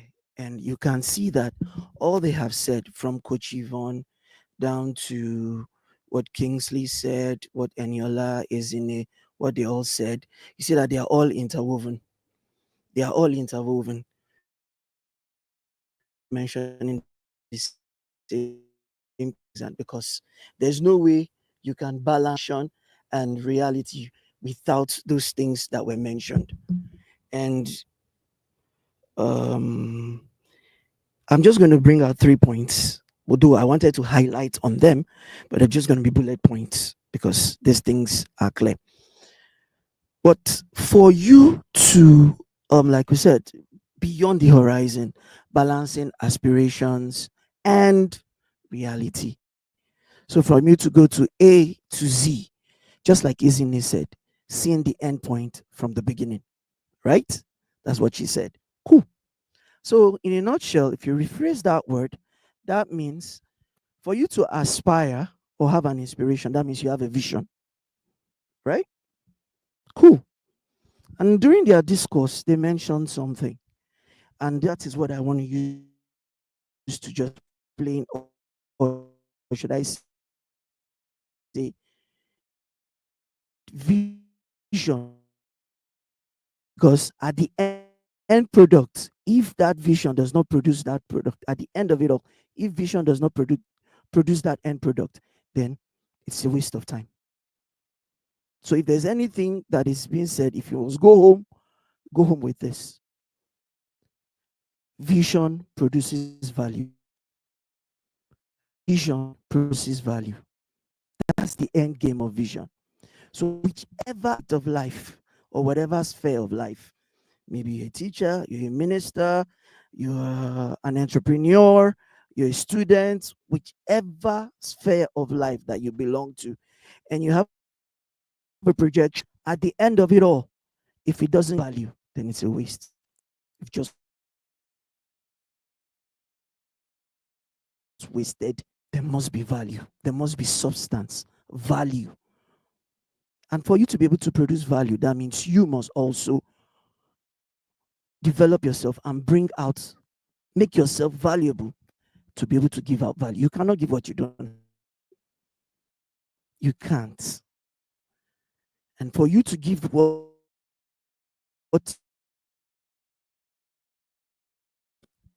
and she laid the foundations, and the panelists came and you heard them different spheres, from an entrepreneur, someone in fintech, Kingsley in the AI world, and you saw what's at the end of it, how it all accumulated together, being a person of value. All right. So the three things I'm just gonna say, like I said, number one, vision. And we know what vision is. Simple. Vision brings about value. Then after vision, what's the next thing? It's what? Resilience. Embracing challenges. Now, challenges, sometimes we shy away from challenges because we're not ready to walk the talk. It's easy to talk, but we're not ready to walk it. But somebody who has a vision and knows where he's going and seen the end, then you're ready to walk the talk. And it means giving it your best.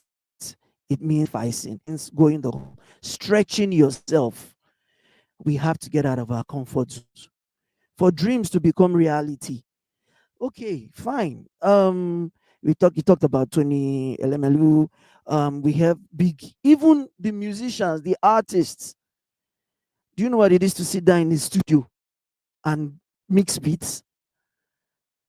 There are stretches. Even in church, to even sing a special number, you know what it takes to walk with this instrumentalist. Why I'm saying this, because I experience these are things I also do. You must be ready to go the mile, go the long haul, stretch. And for you to be able to stretch, ready to embrace the challenge. Yeah, we talked about what? Celebrating your victories and celebrating your milestones. In as much as you do that sport, I say sport, let it motivate you. Let it motivate you for doing to do more. As you celebrate your victory in you've accomplished, and you say, wow, celebrate this. If I do more, wow, that means the celebration can even be much more better. It's poor, it's a challenge. Are you getting me? It's a motivation. So that's the second one. And the third one, adaptability. Learning to pivot without losing direction. You have to learn to adapt. You have to be focused. He said something. Everybody wants to be a jack of all trades and a master of none. Come on. In this age that we are, yes, I understand being dynamic, whereby you are resourceful. Get it? I understand.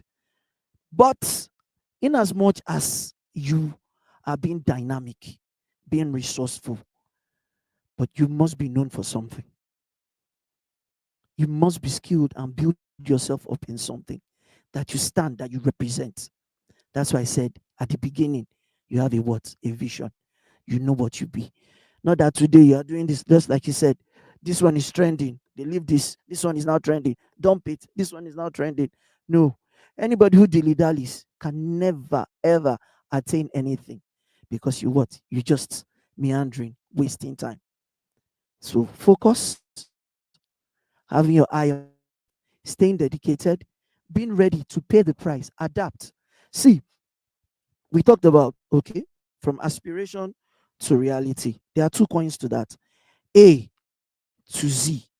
Giving all it takes to get what from A to Z. That is one. I'm talking of reality. That's bringing your aspiration. Then there's another thing. You have aspirations. You have a vision. You have projections. This is what I want to do. But the reality on ground, in terms of the way things are, that's and I'm you cannot control. Policies, government policies, does not favor the line of that your vision. Are you getting me? Then what comes to play? Adaptability comes in.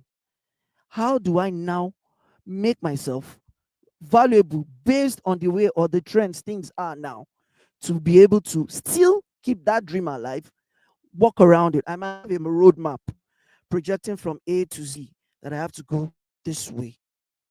But because of some certain things beyond your control that you cannot control, there are times that you might have to now divert, change routes, but you still have that end goal in focus.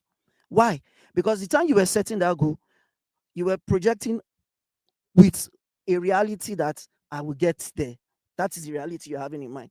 But the reality on the ground, based on things you can't control, are showing that you can't get there on a, you have to meander, you have to do this, you have to do that to be able to get there.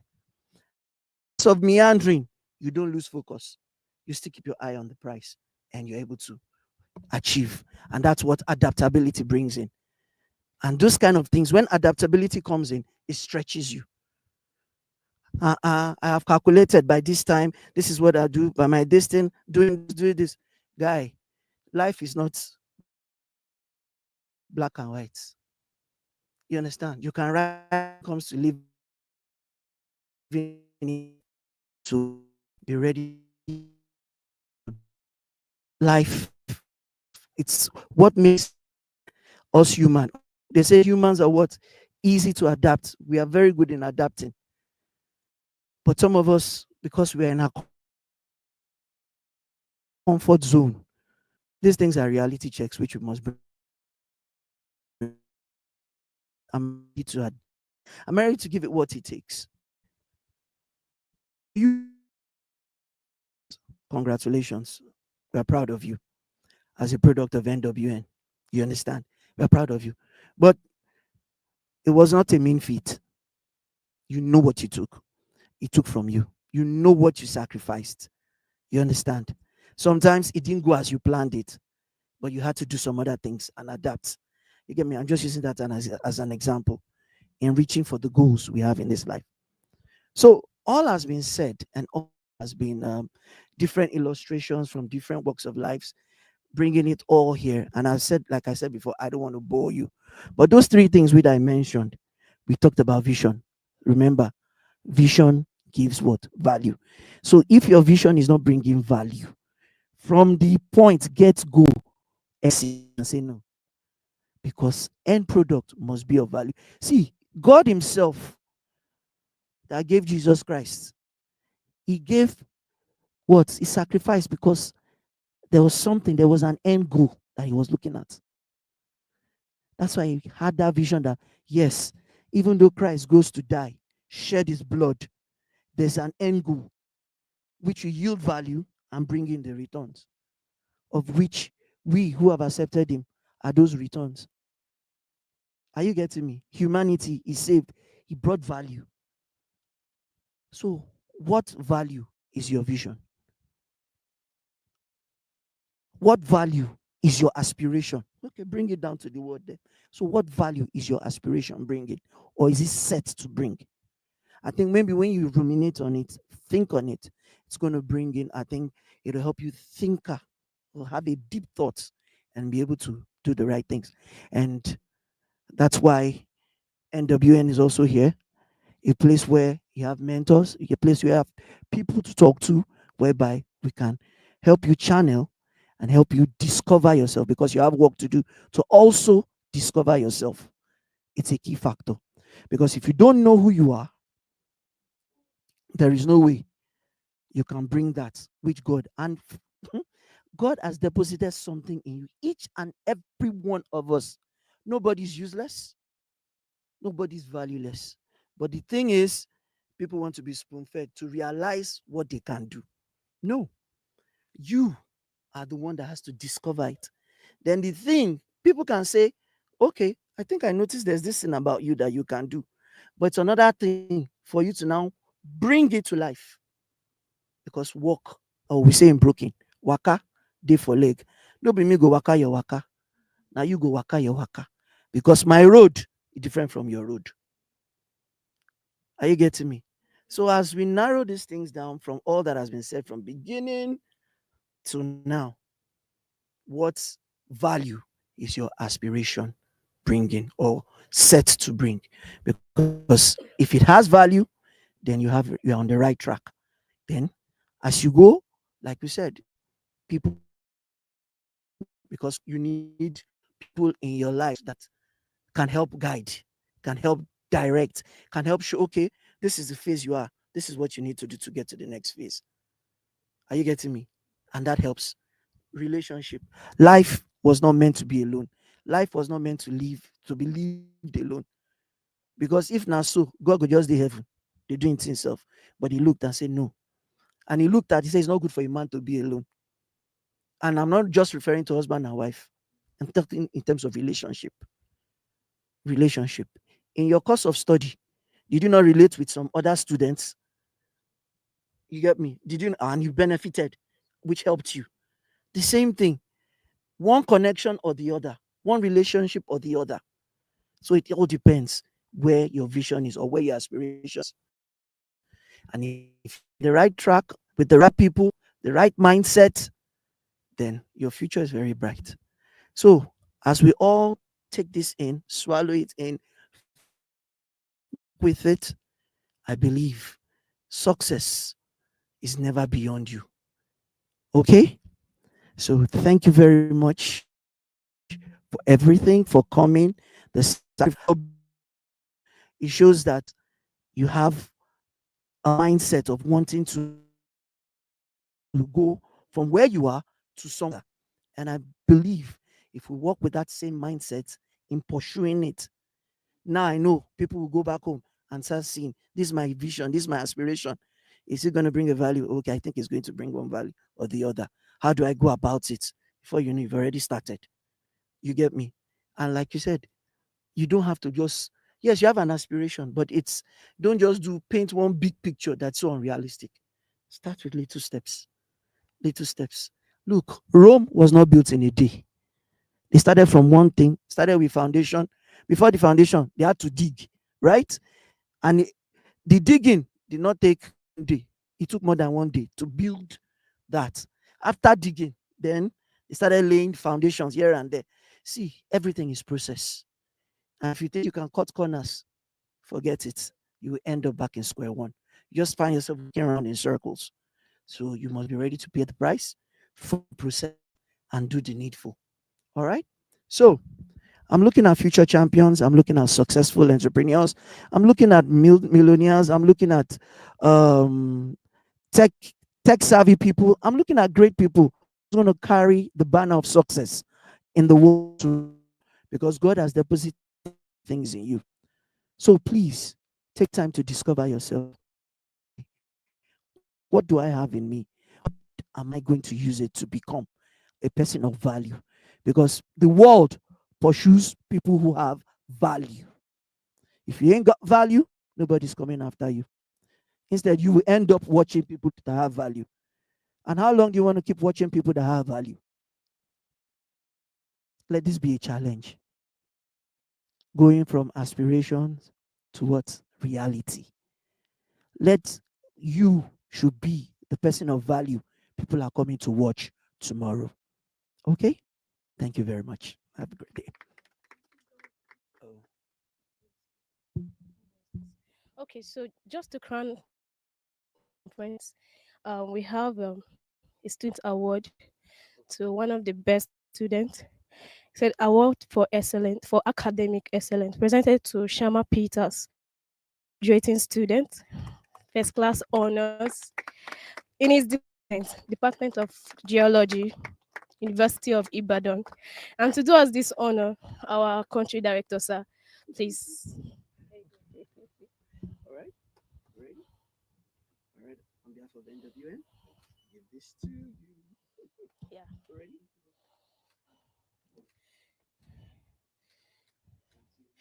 Okay, so this is not just all, it comes with a cash prize which he will get.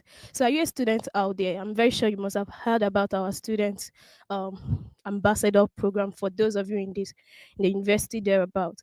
And if you're not taking it serious, this is an example for you to know that we do not take it for granted. We reward excellence in navigating with Noel.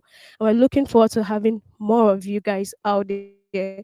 So, for those of us watching online, we're waiting for you. Do get all the honors, and we are here to reward you in it all. So, just to say a big thank you to everyone, I am Amarachi Favor, and this is a closing of this entire conference. It's been a wonderful journey all along. I appreciate our speakers, our panelists, most importantly, our country director for making it out here. It has not been easy. He had to leave work to be here. So also appreciating our founder, Mr. Noel Abudlai. We love you, sir. Thank you for this platform. Thank you for this platform. Yes, there are generations coming and they are seeing this platform. It is an avenue and we are all discovering our uniqueness. To all the students who were able to make it here, I love you all. Thank you for being here. Appreciation to all the team members for the planning and it's all. It has been a very wonderful progress. All the planning putting together. Appreciation to Coach Yvonne, who played a major part in it all. So thank you to all our online audience. We love you. Thank you for making it. We don't take have it. Thank you guys. We love you. Navigating with Noel. Loves we say I'm saying hi to all navigators in the community. We love you all, and this is a bye from us today.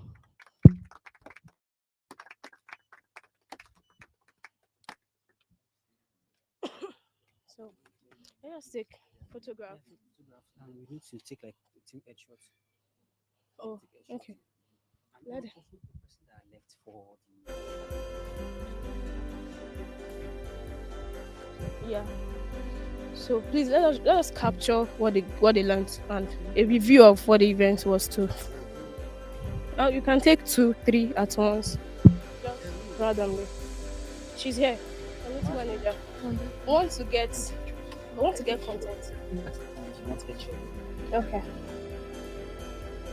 I want to get content from this evening. So let them share, take home, experience, whatever. Give a shout out to Navigating with Noel. So they'll be capturing it. Please, can you move the microphone? Bring it with the. Thank you. So the question would be, the first one would be, what was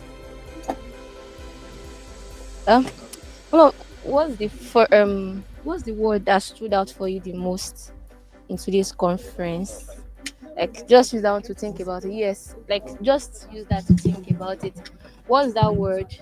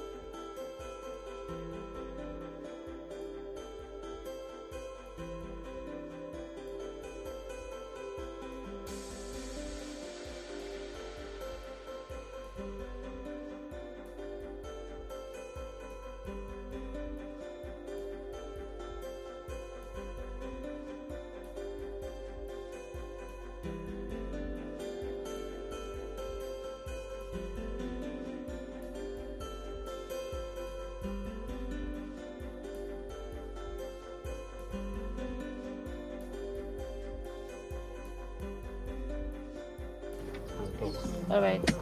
So you already asked one now. Or do you want to be shown? Do you want to? No, the thing is one question. For one For person. no, for the For four of everybody, them. I would now ask another one. Or we can only take just one. I know there are other ones that we want to take that we planned before. Different questions for them. Different questions for each of them. Even now what you ask, it goes on different bases. Everybody can have the same. So should we just include you in the video? Yes, I'm So, going. okay, let me just. Admin, can you please share me? Where is she? Admin, where are we? Is that video that I sent to you? Please show me. Video you sent to me. For what? That content stuff. Which one? Like what was The the one content? that Coach Yvonne did. Okay. Yeah, seen it. No. I just generated some questions. In person. God, wait. God now. I'll still coming to you. I'll still coming. We'll talk very soon. No. One strategy for navigating the Yeah. Good afternoon. external only. Extra. Okay. Are you sure? Yes, that's it. Is that me recently? To have an outline for. All right. You are not using the mic. You are using Okay, we're not using the mic. I hope my hair is my hair can. When I put myself the exact Concept. That's why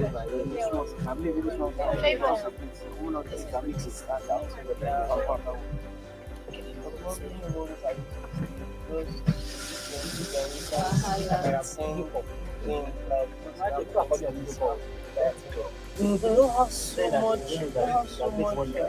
They're not laid out structure. And this is not just come from other people that have been some other people. I tell them, wow. So I think of another thing is also the fact that it's not as big as an IOC. An IOC, there are so many hands for everything. So one thing is very specific. There are two of that. When it's not an So let them IOC, put just in make it up because there's not so many hands. Right? So they are listening to what they are doing this. They are learning a whole lot of time. Yeah.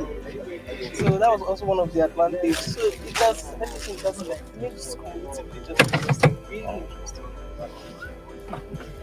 And I'm fun. So when are you heading back? I was out of community. So I just thank God that it fell at the same time. Yeah, so my conversation I was weak and this was happening without my conversation. Man, I know. yes, The expenses of the yes. Thank God, all things work together for this. As long as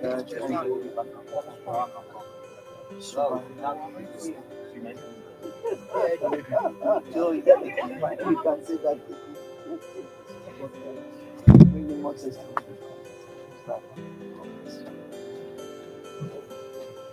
Anu.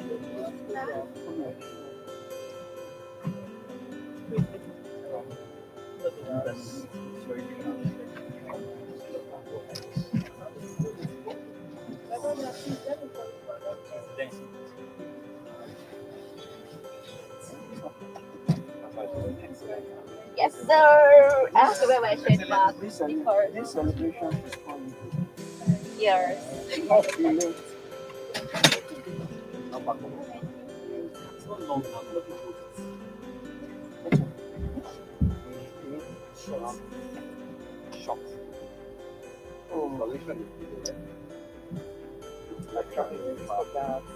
Oh, so the pole is longer than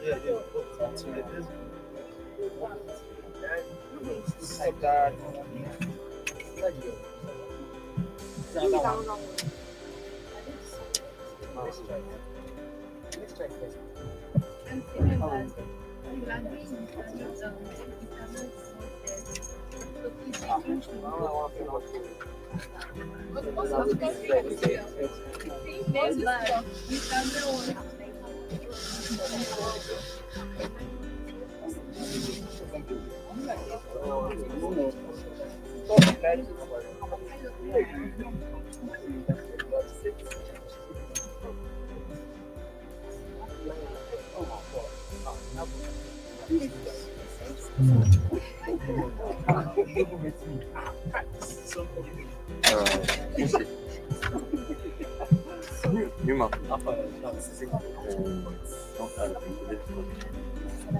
This is mine.